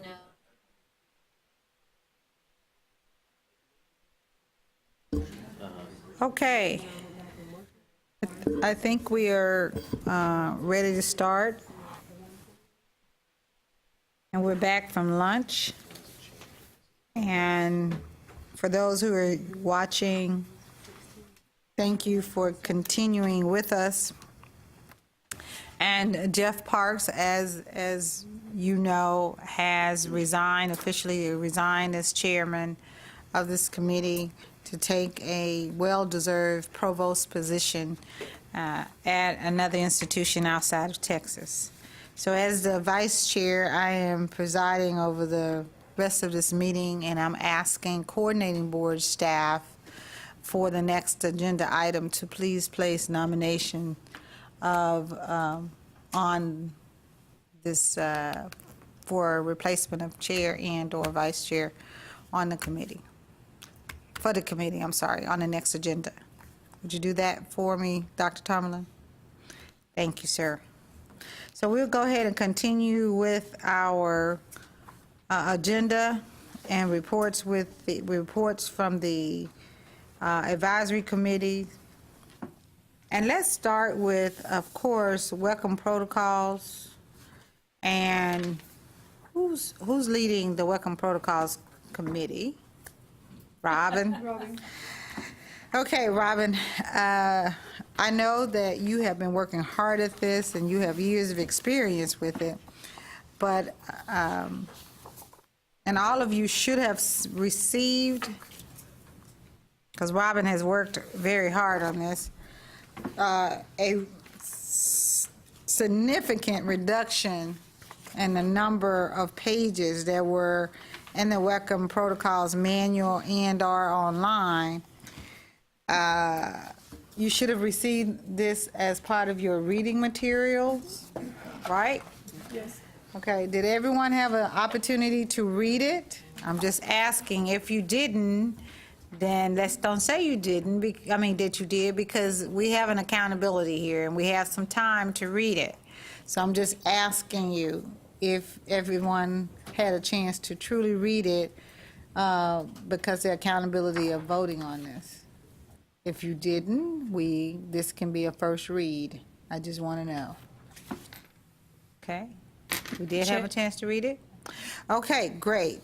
So we're going to ask then Robin to address a few issues that have come up that have been primary issues today, which and definitely point us to those that are in the WECM protocol manual, and that was a trigger, and something else that the coordinating board staff said, making sure that we have a protocol that allows them the administrative rights to change the subject area. I did have a question also that was raised during the break, Robin. And Dwayne and Robin, if you all would jointly kind of talk on this subject as we go through WECM protocols.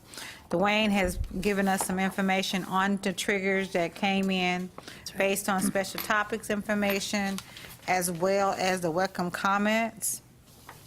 And I did have questions about that part of the process of how are we going to look at that to see if there is a need for a WECM workshop?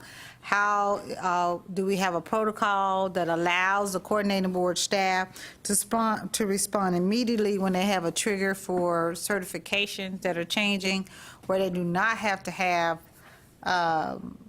people from the field come in and wait for that? Is there a protocol that you have now written into the process that allows the administrative staff to go ahead and change that as part of a trigger to react? And how are we responding to the WECM comments? So if you and Dwayne could also address this information that Dwayne passed out as part of the WECM protocols. Thank you, Robin. You're welcome. You're welcome. Thank you, Joyce. As far as the triggers, if you have your copy of this, if you'll turn to page 17, Protocol 3-01.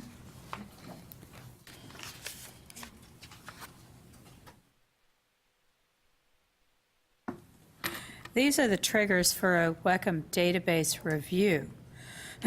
Now, this doesn't address any administrative modifications to the database. This addresses what is a trigger that would constitute a review of the database in some way, shape, or form. And looking at those 10, WECM comments is listed as one of them. And that's number 7 there. And I guess emerging or changing technologies would be considered part of the special topic local need, but that's not listed here. That could be added as a trigger, special topic local need submissions. Okay.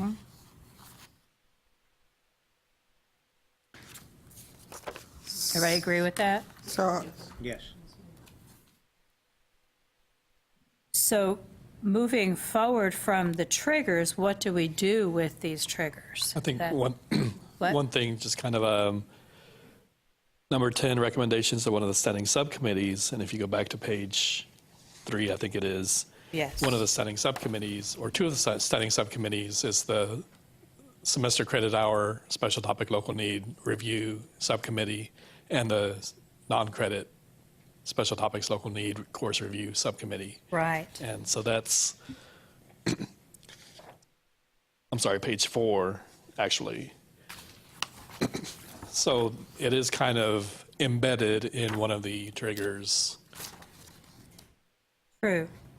number 10. If we clarify it with a number 11, it would then tie to those subcommittees if we agree that we still want to utilize these subcommittees. But then I guess the question is, or point is, that we need to form these subcommittees to actually do these reviews. right, because I think there was some concerns expressed by the agencies, TACT and TACE, of whether or not they were willing to be the review subcommittees as they have done in the past, and that was some concern. And I do recall from a past meeting, and representative of TACT, Raphael, could correct me if I'm wrong, but TACT was not willing to take on the responsibility of reviewing special topics. Is that correct? Yes, the board did have a meeting, and that was a point of discussion, and yes, the vote that was taken is that they did not want to have the responsibility. But TACE, however, wanted to continue their involvement and engagement in the review of special topics. And Joyce, what was written down below those, if you see, it says, subcommittees may choose to consult faculty, industry professionals, or others for support in order to provide effective recommendations. So I was thinking that if that subcommittee of this, the subcommittee of this, called on TACE, so if you were in that subcommittee, Frank, which I would assume you would be for the non-credit, then you would call on your TACE counterparts to help with this, if necessary. I was trying to leave it as open as possible, but we could be much more specific if we need to. So, Robin, for clarification, is the protocol that we would form a subcommittee of this committee for review of special topics courses, both credit and non-credit? Yes. Yes. And it could be a very small subcommittee, but they could call on industry professionals or their professional organizations.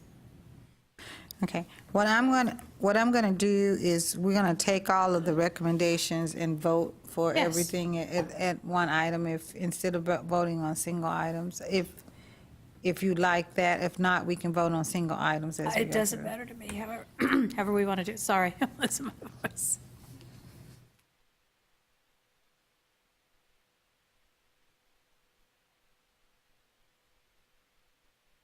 So I'm just going to ask if this is approved by this committee, will you and Dwayne be writing the process in which that will happen, in which the review will happen, how that flow will happen of when special topics come in and how they're being reviewed, so they would then be able to be triggered as courses that can be readily responsive to the need, if the coordinating board needed to go ahead and make those changes or contact the lead college to make those changes.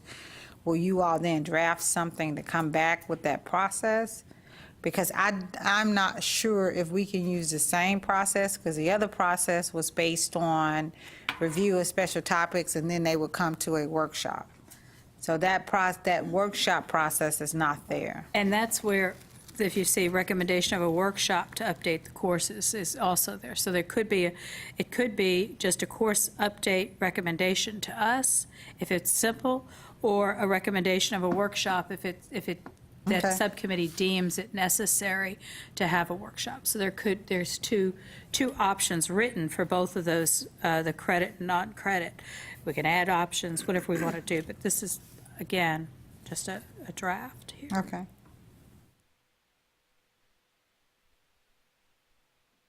Go ahead, Dwayne, you were finishing up with this. If I can ask a question. So are we conceptualizing, reviewing local needs, special topic courses quarterly? That's what I was asking them, to be able to go back and write a process to tell us what they're wanting to be able to do. We definitely can do that. In the original protocols, there really wasn't it was just on a yearly basis. But I don't know if that is feasible any longer. If this subcommittee could tackle at a yearly, if we want to be more responsive to the field, we probably want to do it more frequently. Joyce, I just have a quick question. So in the past, the reviews were based on the summer workshops only, right? The target occupations and fields that were being done. Now we're looking at the entire WECM database, right? A review of the entire, all the local needs and special topics for the entire WECM, all the submissions. Whatever's been submitted, right? Okay. Yes. Right, and just as an example, in your meeting packet, there are two sets of local need special topics courses, one for CE and one for semester credit hour. And the cover page will show the kind of a breakdown by cluster of how many courses have come in, and this is just in the past, 2017 through 2018. So, and then following that, it will be just the list of the courses. So I guess the idea of the subcommittee would review, again, looking at areas where there are several courses that have been submitted, and looking through those courses and seeing are there any trends or anything that would trigger calling a group together, or is it maybe it's a simple change to an existing WECM course or the addition of a new WECM course that would take the place of some of these local need courses. Right. So this is just kind of the kind of thing that the subcommittee would review. And again, we can decide if it's going to be annually or quarterly or whatever time period we want to use. And if you were going to review them by cluster, and what are you going to base the variables on? Like you said, the trends on, are we trending based on the number of times that the course was requested? Are we trending based on need, like Swift? And I know that's the Apple Swift programming. I see it here a number of times, probably because a number of schools are doing the Apple Swift project. You know, Austin Community College, Houston Community College, Dallas Community College are looking at those programs. So, and trying to write new courses for those, and they're not only non-credit, but they're CTE. So I think if you and Robin would give us a draft of how we would determine of the review process, if they're going to be quarterly, if it's going to be, and how would we look at those trends, so that this committee, there may be a number of people on this committee that have not been involved intimately with WECM, and so we would like some instructions on that. Winner. Can I? Question, please. So how is this different? I keep going back to this. I represented the East District in TACE for a while on this WECM review. We would get a spreadsheet, and I guess you generated the spreadsheet, Dwayne. We would have conference calls, each representative from the different areas, and we would be assigned sections of this spreadsheet. And then we would go about our way, and we would research it and talk to our local people on campus that had knowledge of it. Then we would come back together, and we would discuss what we had found about our specific sections. Is that not a doable process? Is this much bigger than what TACE does with their courses, the special needs and topics, and the trend usage, the number of colleges that use it? Yeah, and again, if you compare, they're about the same, 465 and 466 total number of courses. So it pretty much basically is the same process or the same scope of process that the TACE was doing. But we just need the, I guess we need the faculty expertise who can work with the credit courses. That's what we did, even though they were non-credit courses. If I had something in the Allied Health Department, I made sure to get the nurse, and that was the sections that I got. I would make sure to get the nursing people and the Allied Health faculty involved in those courses before I reported back, and we had to type it into the spreadsheet what our recommendation was. And I made sure to do that before, and I think everyone on the committee did that. So it worked really well at the time when I was involved in it. I don't know if it's still the same now, Dwayne. Is that the same process they're using? Right, yes.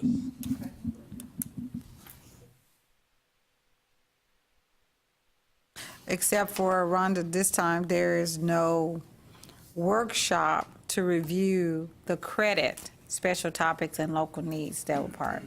So what would happen is this committee would have subcommittees that is reviewing, responsible for reviewing both the CE, special topics and local needs, and the credit, special topics, local needs, to make recommendations of whether or not those are appropriate courses. And just like Olga just asked me, if they were appropriately placed in the right rubric or zip code area, and whether or not that we have enough frequency and requests from colleges to actually write a new course to the WECM.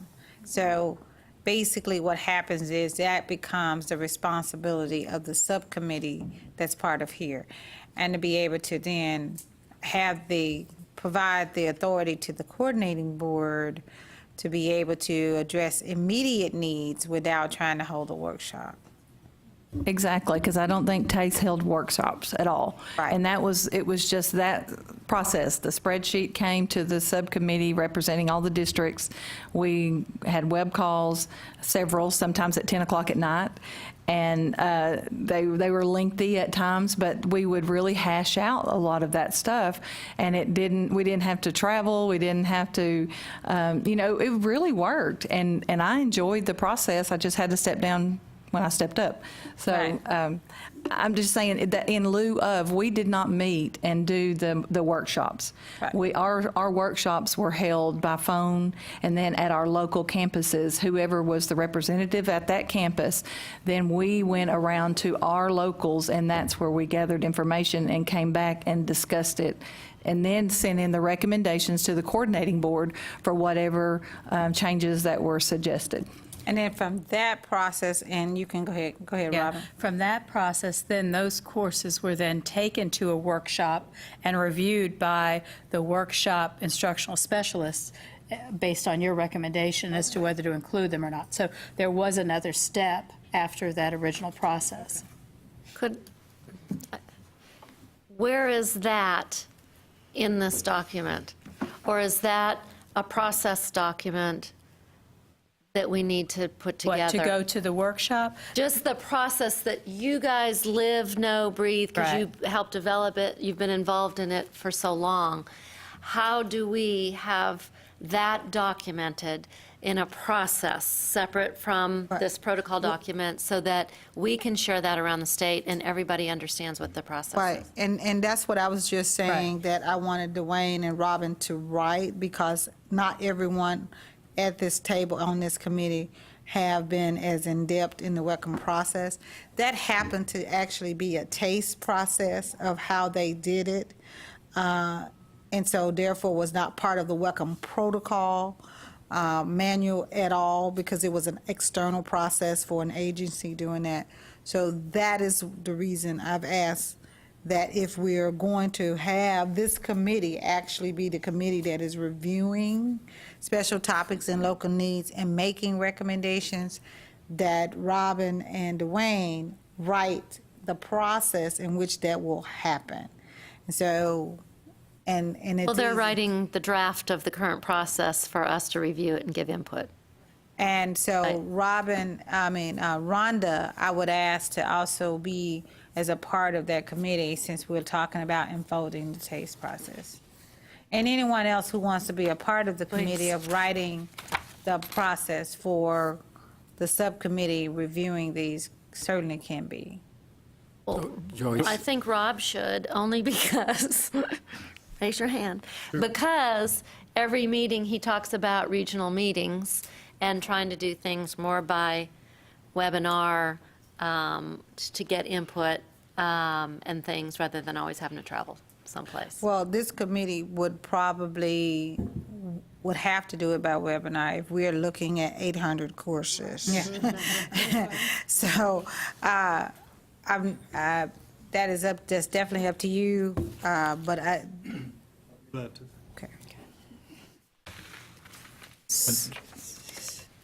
So those protocols, those procedures that Rhonda highlighted, we have those documented, and I can forward those to Robin and Dwayne so that Actually, process Frank, is very I much wrote them, laid so- out. And so we wouldn't have to reinvent the wheel. The taste process, that's the one I wrote. Yeah, yeah, because you were TASTE president. No, So Joyce, no, I just wrote the WECM process. for okay, TACE. so going back to the old way of doing things on the credit side, you're saying one subcommittee, but given the bulk of work, I think we need to think more of maybe one subcommittee, but you're going to have to break it up Yeah. by clusters. And they're going, and that's what they're going to write. That's the process that they're going to write, because And then internal, I mean, just having internal training for some of the people who were not part of that, we probably want to do that because we're going to continue to see more in the IT field, in some of the health areas. There's going to be a lot more changes also. I think Dwayne or someone mentioned earlier today about push from the federal government about getting more credentials for our graduates. Some of the courses are probably going to have to be tied to external agencies, accrediting bodies. So some of the courses are going to have to be tagged with that reference. So I highly recommend, yes, one subcommittee, but clusters being assigned to people, because it's a lot, 400 and something courses no, it's more than that. to look at, just on the credit side, I'm saying. Yeah. Not talking CE, but just on the credit side, 466 courses that need to be reviewed. And so maybe Raphael can be also on a committee You'd like to help us, Raphael? for writing the process. Also, I did find the administrative course correction protocol. You have it, Robin, on page 21.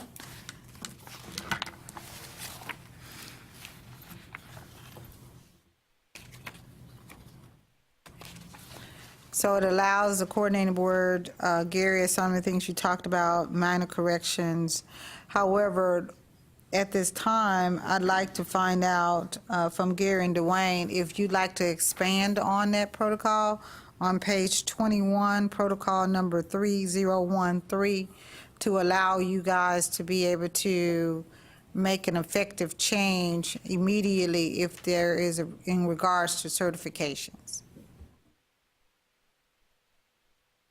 I really think that the committee ought to discuss that and come up with a recommendation of how wide you want that to be. How much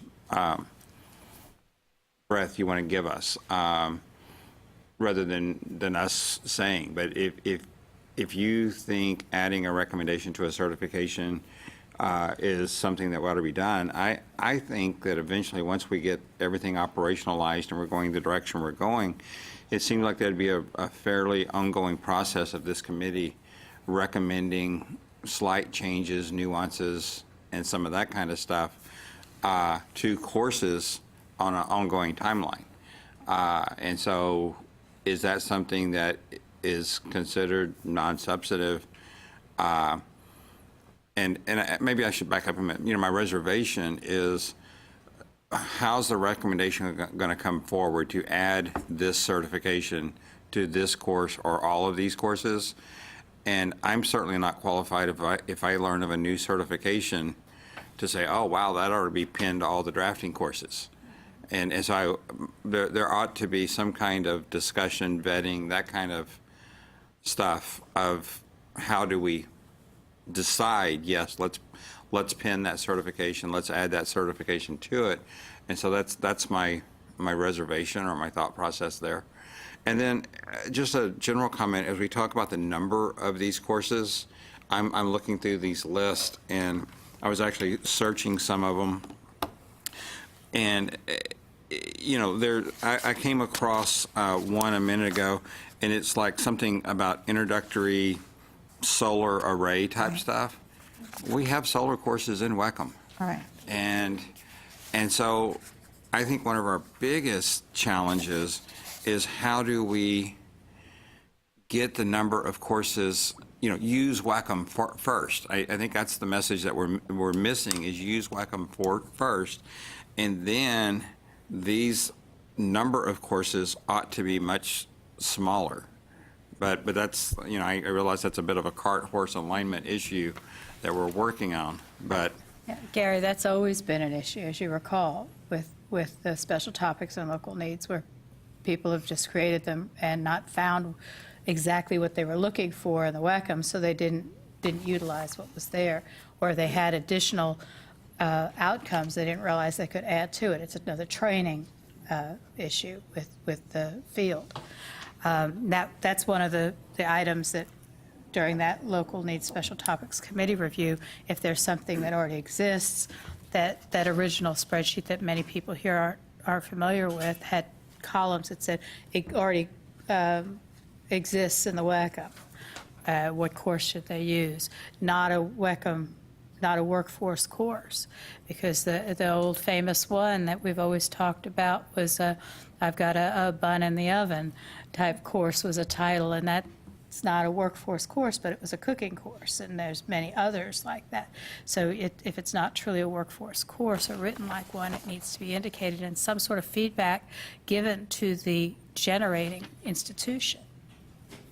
And I, you know, and again, this is part of, I think y'all are on board with this, but as I look right here, here's a ITNW 1091 Unix administration course. We know we have Unix administration courses in WECM. I haven't searched, but because of my computer science background, I know they're there. And so how do we... Yeah, and that is what part of the procedures, like Right. Rhonda was talking about for the CE, is that they look through the WECM and they find the course that would match the local need course. Right. And they give the fill that in. teachable moments back to the college that generates it. So it's a part of professional development as well. But I was basing initially when I was talking about a certification, like if a new certification was coming, and that was based on the WECM comments sheet that Dwayne passed us, provided to us. If you look at ID on the first page, ID 756, presented by Collin College, and they're talking about a new fire protection certification, and because that is coming, and if they provided information on that certification, and they're writing 2 new courses because that is a certification that is coming, then that's what I was talking about, being able to have the coordinating board, giving them the authority to be able to make that change instead of waiting quarterly or 6 months or a year down the line to be able to implement a new course, not talking about assigning an industry label on current courses, but if new courses that are coming along that are required certifications, and the college is submitting the requirements that that course is going to be a new certification, then being able to give the coordinating board an opportunity, the authority to be able to respond by going ahead and putting that course in the WECM. That's why I was saying being able to expand that to include that, but I don't want to do that if the coordinating board has staffing issues to be able to write that and get that out to the WECM. If you feel that that is something that is still and should be in the purview of the subcommittee, then so be it. I was just asking the question to the coordinating board staff and to see if that was a possibility, because we've been talking about responsiveness, and I'm also proposing it to the chair of the WECM Protocol Subcommittee. You know, I personally don't think that we should add anything that hasn't been reviewed by this committee. Then I don't have a problem with it. Edits, you know, if we see a spelling error or somebody, and even edits, I'm not going to go search WECM for missing periods or anything else. If I get to where I have that much time on my hands, you know, I'll call in sick and play golf or something. But, you know, we do need a process, obviously, for fixing technical errors. I think we all agree with that. But I think any additions to WECM should be peer reviewed. I think there should be some kind of, you know, and in that way, I can say y'all did it as opposed to I did it. And that's the thought process there. So on that protocol 30103, should we remove upon approval of WECM Advisory Committee? Because these are just grammatical and spelling changes. So we probably don't need to have this committee's approval for this. Right. So that should be removed. And you know, I don't know how many of these we're going to have, y'all, but maybe it's one of those things of as we move forward, Dwayne, we could capture a list of these if there are any and just provide it as information at each quarterly meeting, you know, of this is what it was, this is what we changed it to. And just to make sure we're on the same page, I think we're excluding wordsmithing. You know, you can't change, I don't know, solar cells to solar array. I don't know, just because I was talking about solar a minute, because that's kind of a change that probably should be reflected in catalogs that we probably shouldn't make, even though I only changed one word. That probably should be more of a reviewed process. But if we find out that there's, I don't know, something in whatever I just phrased that's just a little minor change that we can fix, that's probably fixable. Can I ask a question, Gary?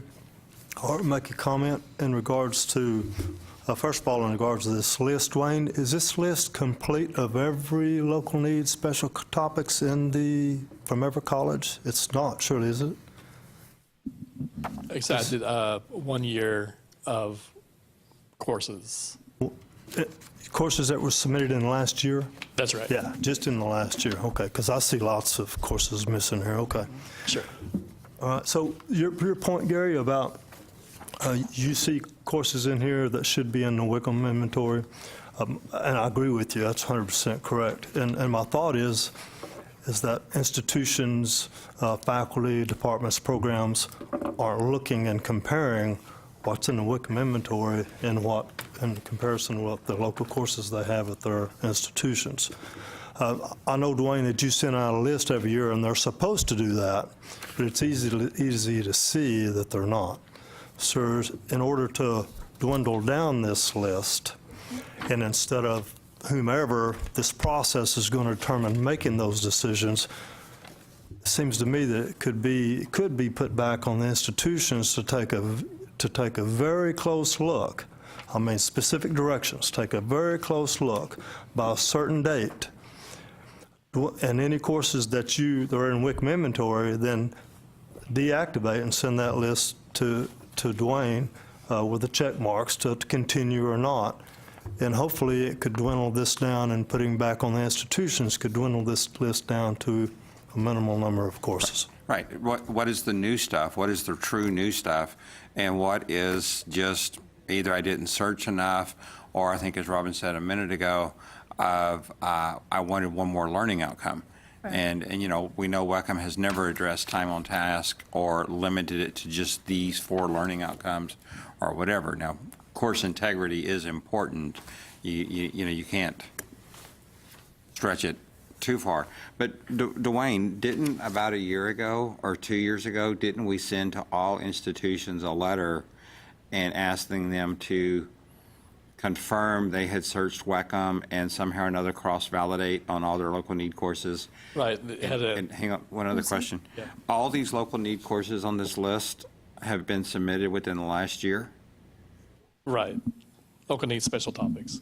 Well, no, I'm asking about the local needs only. They've all been. Yes. Right. Yeah, and they're still even if they're still in pending. But Okay. Yeah.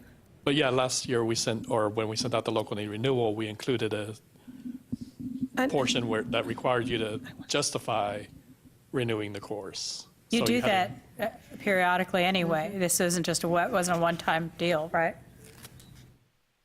Yeah, every 2 years, yeah. Yeah, so the local need renewals. What we just started last year was we had the requirement that not only check the box to say renew, but you have to actually justify why you're renewing the course. And those we review. And maybe that's something that if we're doing that every 2 years, maybe if we did that yearly, because if we're doing WECM, if we're being more proactive and we're adding the courses that need to be added when they need to be added, then we would see them falling off the list sooner. And so maybe that's something that we, you know, again, I think we should write a protocol that says, if you get a local need, I know we have a local need protocol, but it seems like it should say something to the effect of once approved, then you have to yearly re-verify or something.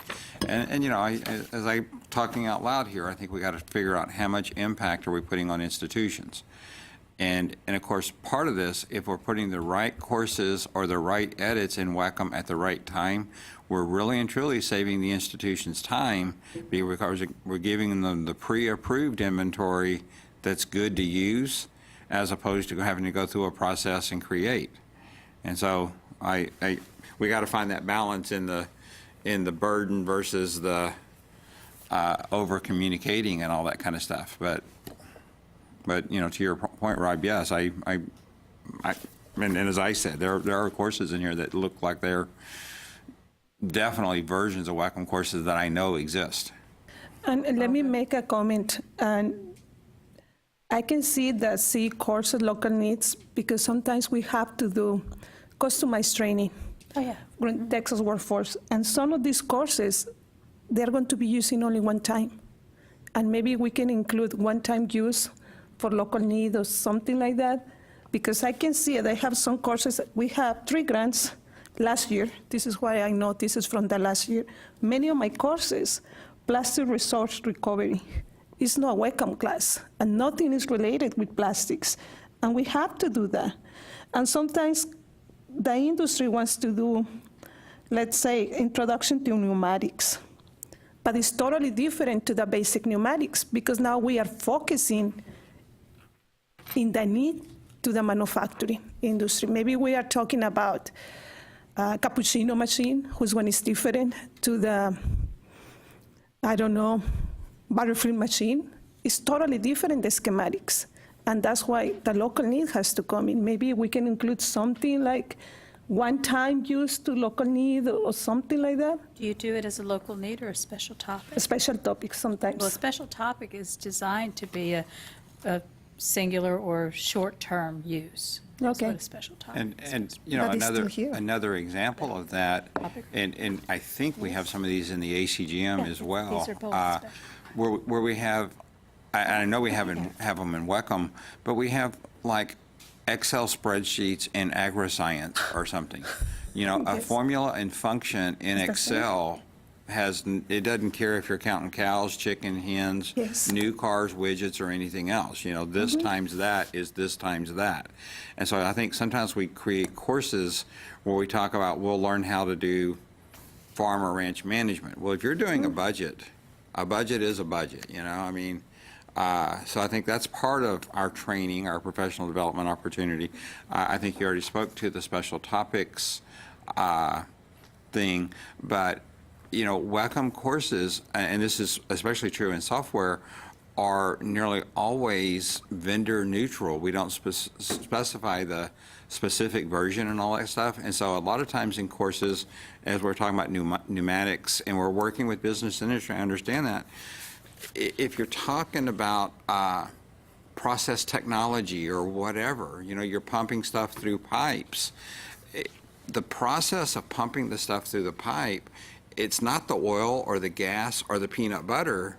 It's the pressures and the levers and the controls and the output, and whether it doesn't matter if you're squirting it in 16-ounce peanut butter jars or you're filling 5,000-gallon tankers.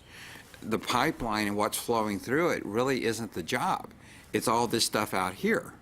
And of course, I'm sure there's a little bit of specific stuff about oil and gas, and if you're working with oil or if you're working in a food plant, but the process piece of it going through the plant, who used to always talk about this? Catherine O'Brien, she's probably watching even though she's retired, talked about whenever her husband was in the oil and gas industry and was kind of a process tech type guy, and then there was a downturn in the process tech industry, and he segued into, I think she said a paper mill or something. Y'all remember these stories, y'all? And he used the same skill set, but the paper mill was a process tech type thing. And I think that's part of our problem is we create a course because we think Motorola cell phones are different than LG cell phones that are different than Apple phones. Whereas if we had a cell phone course, you know, the chip, the camera, the case, it's all functionally the same thing. The fundamentals are the same. Do what now? The fundamentals are the And that's same. what the course is about, is the Right. fundamentals. And And I would venture a guess that if you have a manufacturer that is, that they refurbish phones, right? And this month, if they're refurbishing Samsung phones, and then next month they get a contract to refurbish Apple phones, That's the same. you know, they're not going to fire all those people and go rehire all these people. They'll probably maybe a couple of days of cross-training or whatever. And I think that's what we're missing sometimes from a field point of view in WECM courses, that every time we think we go to a different business, we got to have a different course, and it's oftentimes not that. But anyway, so I think, Rob, your comments are definitely on pace. I think perhaps the conversation about how to justify the keeping of the course, and then maybe that's something that this committee looks at as the justifications. You know, is it really unique? And I think that's part of the process. I think, guys, what all of us just had a conversation about is really the process part of what the committee is going to talk about, of how to design and how do we look at courses and how we choose that. And the reason we were trying to do a committee is so that we wouldn't spend our time trying to process that actually here today, because they're going to then write the process for the subcommittee. So, I have one question before I know sure. you're getting ready to wrap it up. I Yeah, hear that, yeah, well, we're going to wrap this up. yeah, and well, I move. was wrapping it up to go to One another committee. question. We've talked about this before. So here's this huge list of courses. How do they connect to programs of study? So we still have this other project out there called Programs of Study that's not really part of this group. Well, it is, and I think that's part of the coordinating board report that they gave us this morning, that we wanted to make sure, and that's why it continues to be on the agenda, that the programs of study, and that's why we're going to get the list of programs of study, what's changing within the programs of study, how courses are being deleted or archived that are existing, and whether or not that's going to force a mandatory requirement of courses or not, and how that then impacts. So I But think, how does this, and I think what happens, if those special topics, and I have not seen a programs of study curriculum yet that includes special topics in local need courses. So that's not my question. No. What I'm saying is, if this process is based on local needs courses, now, if we're talking about WECM protocol, how WECM protocols result for programs of study, then that's different. If we're talking about local needs. We're talking about local needs and special topics. They're and not how- part of the programs of study. So I think what probably needs to happen, Linda, we're going to get a copy of the programs of study and all of the courses within the programs of study. And what we want to make sure of, and what we've tried to do from the beginning, Who's we? this committee. Okay. That committee, what we tried to do from the beginning is to make sure that the program of study, which includes WECM courses, is not separated from the decisions that are made by this WECM Advisory Committee. We've tried to make sure that that has been clear and to the coordinating board staff, and that is one of the things that's why Gary is saying the next meeting that he has, and that's why we got the minutes last time of all of the programs of study, all of the courses, all of the things that are being made for. So as part of our review process, we want to make sure that is part of being able to have, if we're going to have, because you can't, a WECM course is a WECM course, whether it exists in the program of study or whether it exists Let me ask my here. question. Could I ask I have two Sure. questions. So the first part of the question is, Jeff just left. We're all excited for him. He's been the program of study representative from this group to be sure it's intertwined.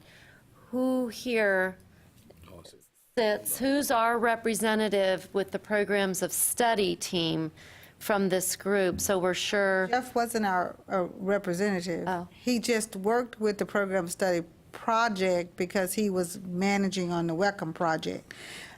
There were people who actually visited programs of study. Philip visited Right. one, Eileen visited one, So. But could we have I'm making a recommendation. I think someone from this team we might recommend to the coordinating board that someone is permanently involved in the programs of study project. I'm on that committee. Okay, perfect. Then that person could report out to us also. You what? But my attendance is terrible. Okay, if I could, perhaps a little. Like we mentioned, we didn't have a quorum the last couple of times. This morning, so Okay, let I me can't judge.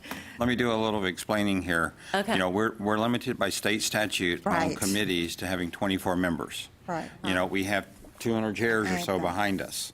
As Joy said, But he's on it. Philip and Eileen attended one meeting. I have no idea. Oh, yeah. I didn't because they canceled. Right, they canceled. Yeah. And then Lock up Troy is, by just sheer happenstance of another process, was appointed to the Architecture and Construction Program of Study, and then you've served on some subcommittees or chaired some subcommittees, right? And But he's not representing this committee. no, he's not Right. representing this committee. He's But any of y'all, you know, and we send the announcements out in the registrar, and of course, it's almost happenstance. I mean, it's when we do the solicitation for nominations and we're bringing members in, we just look for mix and distribution. You know, we just try to make sure we get the corners of the state represented. We don't really care who participates in the conversation. We try to exclude Joyce to the best of our abilities. But we just bring the committees together. And so by Troy being here and there is chance, but any of y'all are welcome to attend. Right. We can't appoint you on the committees because we eat up one of our chairs.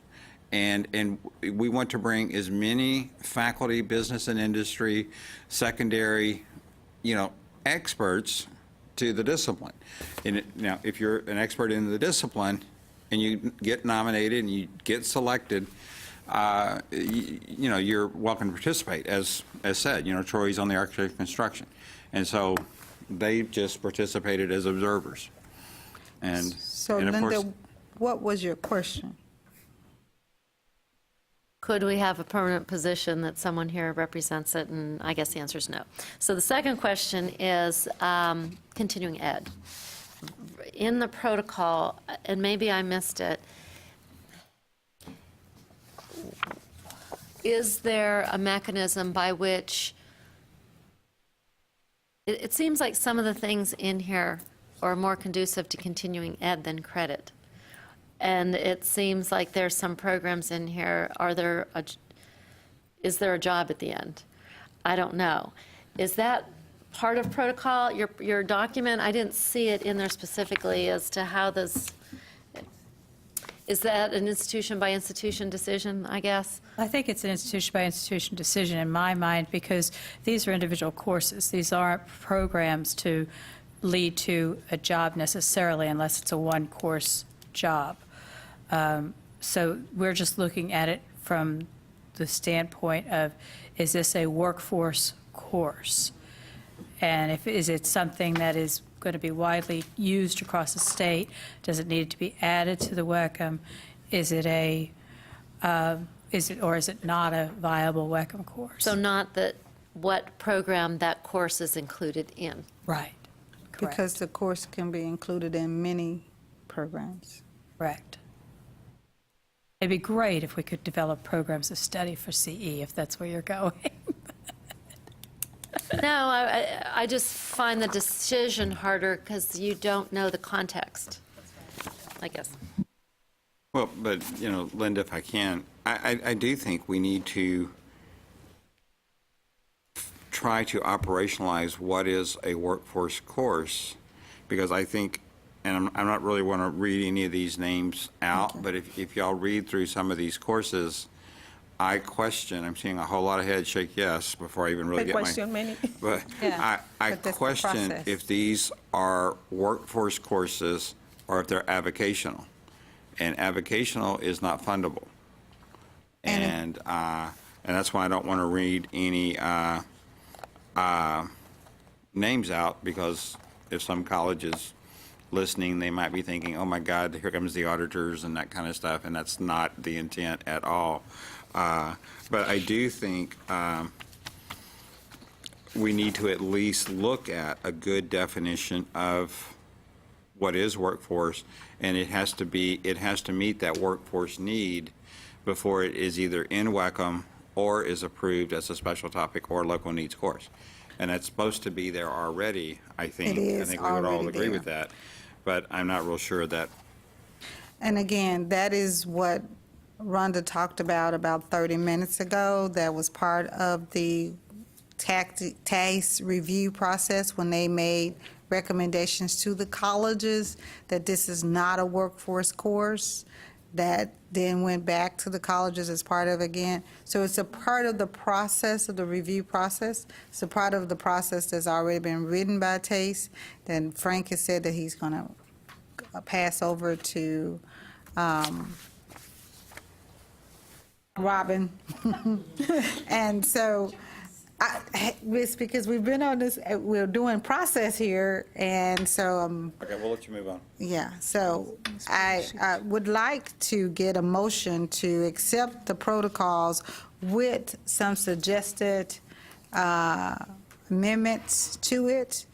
And there was a change in protocol 30103 to remove the statement approval by WECM Advisory Committee. That's the only change I saw that I have heard about. That's part of that. That's part of accepting the protocols as written. Madam Chair, could this be a recommendation for the first read and final? Then we don't have to make recommendations. Then if this is just the first read, we don't have to make recommendations at this point. We can do a second read where then recommendations of changes will be done, and then protocols will be approved. Okay? All right. So, moving on the agenda, I'm going to skip down a little bit to, I think you all have an additional document in your packet, guided pathways. Texas Pathways Institute. Linda? Thank you, Madam Chair. The reason I wanted to bring this forward, for those of you that don't get to participate in the Pathways, Texas Pathways project, the meeting... I don't have that one. You don't have it? No. I brought the... Okay, well, there are two things. We don't have it.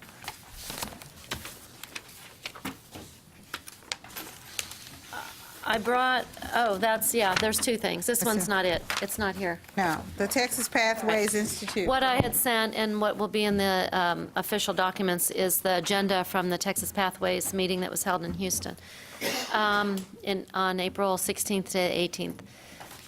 What I found interesting is adult ed is considered part of the pathway for career programs credit, Associate of Applied Science degrees, and Associate of Arts and Associate of Science degrees. So most of the meetings and presentations and conversations for those 2.5 days was about adult ed and how adult ed is the beginning of the pathway many times for our students. So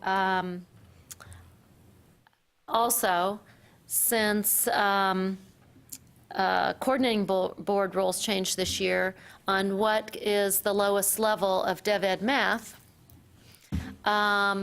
there is a lower level of math, non-credit, that is being used at our colleges as part of the pathway. So adult ed, since it's moved to Texas Workforce Commission from TEA a few years ago, I think TWC is probably part of the reason why there's more conversation about adult ed being part of a pathway in Texas. Mm-hmm. And if you look at the economic demographic data in the state of Texas, you can see why. And when you look at educational levels and language levels and those sorts of things, I'm not quite sure, I'm not asking for anything, I'm just bringing it to you for information. So that, because at our college and at those of you, every college almost attended this time. There were hundreds of people there. It was a full room at the Hilton Americas downtown Houston, and there must have been at least 500 people there. I would guess more. I would say more like 700 people were there. So this isn't just a project anymore. This is something we're doing in Texas to bring together Coordinating Board, Texas Workforce Commission, and community colleges, and Governor's Office. So I just want to make sure we're really paying attention to what's going on and integrate it with our work. Okay. Anyone else have any updates that you would like to provide on guided pathways? Okay. Next one, the McDonald's initiative. Linda? Well, I'm sorry Jeff's not here because he's been involved in this. Have any of the rest of you been involved in this in the Dallas-Fort Worth area? Yes. Joyce, you have too? So I wanted you to be aware of this too for the community colleges in Texas, because I didn't realize what a big deal it was and who all's involved. I received same couple days as Pathways, actually, April 18th, 19th, 20th, one of those days that week.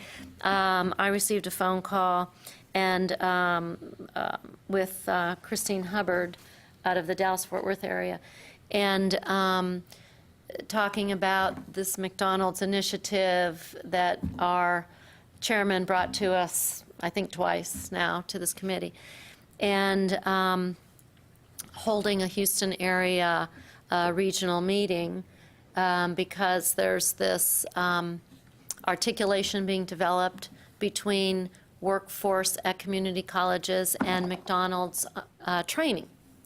And an articulation's been set up. And we said, sure, we'd be happy to host it at Lone Star College. And invitations have been sent out to all the community colleges, I think all the community colleges in Texas. I don't know, it's a huge invitation list. But, and to some other employers and Greater Houston Partnership and some others. What I wanted you to be aware of the fact that this has turned into becoming a statewide project, and Gary, I know they're working with the coordinating board separate from this committee on this, that it's not just about McDonald's. It's about employer training, articulating to college credit at community colleges, and that it's not just business training. And maybe you know this, but I didn't know this, and I just want to make sure you're all aware, because I was kind of teasing, saying, well, I worked at McDonald's, so I know all about moving from the front counter to a crew leader to an assistant manager to a manager. But it's bigger than that. It's business and manufacturing and some other areas that this group of folks is looking at articulating business training. So I just want to make sure we're all aware. You want to be sure someone at your college is involved. It's another project out there that's taken on a lot of steam and has a lot of involvement. In Houston, our Greater Houston Partnership has Upskill Houston. I have my first meeting next week on their executive committee, and I'm sure each of your economic development areas have something like this, so it'll probably be coming to your region soon. Robin? Gary, when was that big meeting that we had initially on this here? Just a few months ago, correct? Yes. I don't remember the meeting Yes. dates. But And the group that was broken out that I helped with, the chef that did the culinary arts program, they actually came together again, Christine Hubbard, they came together with a smaller group at Central Texas College and developed the program, the articulated classes for the culinary arts program shortly after that meeting. And I believe that information was disseminated by Christine shortly after that meeting to everybody as well. Just a clarification for everyone. Christine is president of North Texas Community College Consortium, which most of your colleges belong to. And if you actually go out on the website, you'll be able to see all of the information that has come out of this, all of the courses. There have been the Texas Food and Beverage organization that's been a part of this. TxDOT has been a part of this in developing, and what they're trying to do is develop a statewide agreement that addresses prior learning, so that if they have trained their employees, then their employees can come and get credit for college credit for courses and content and tie into some type of credential.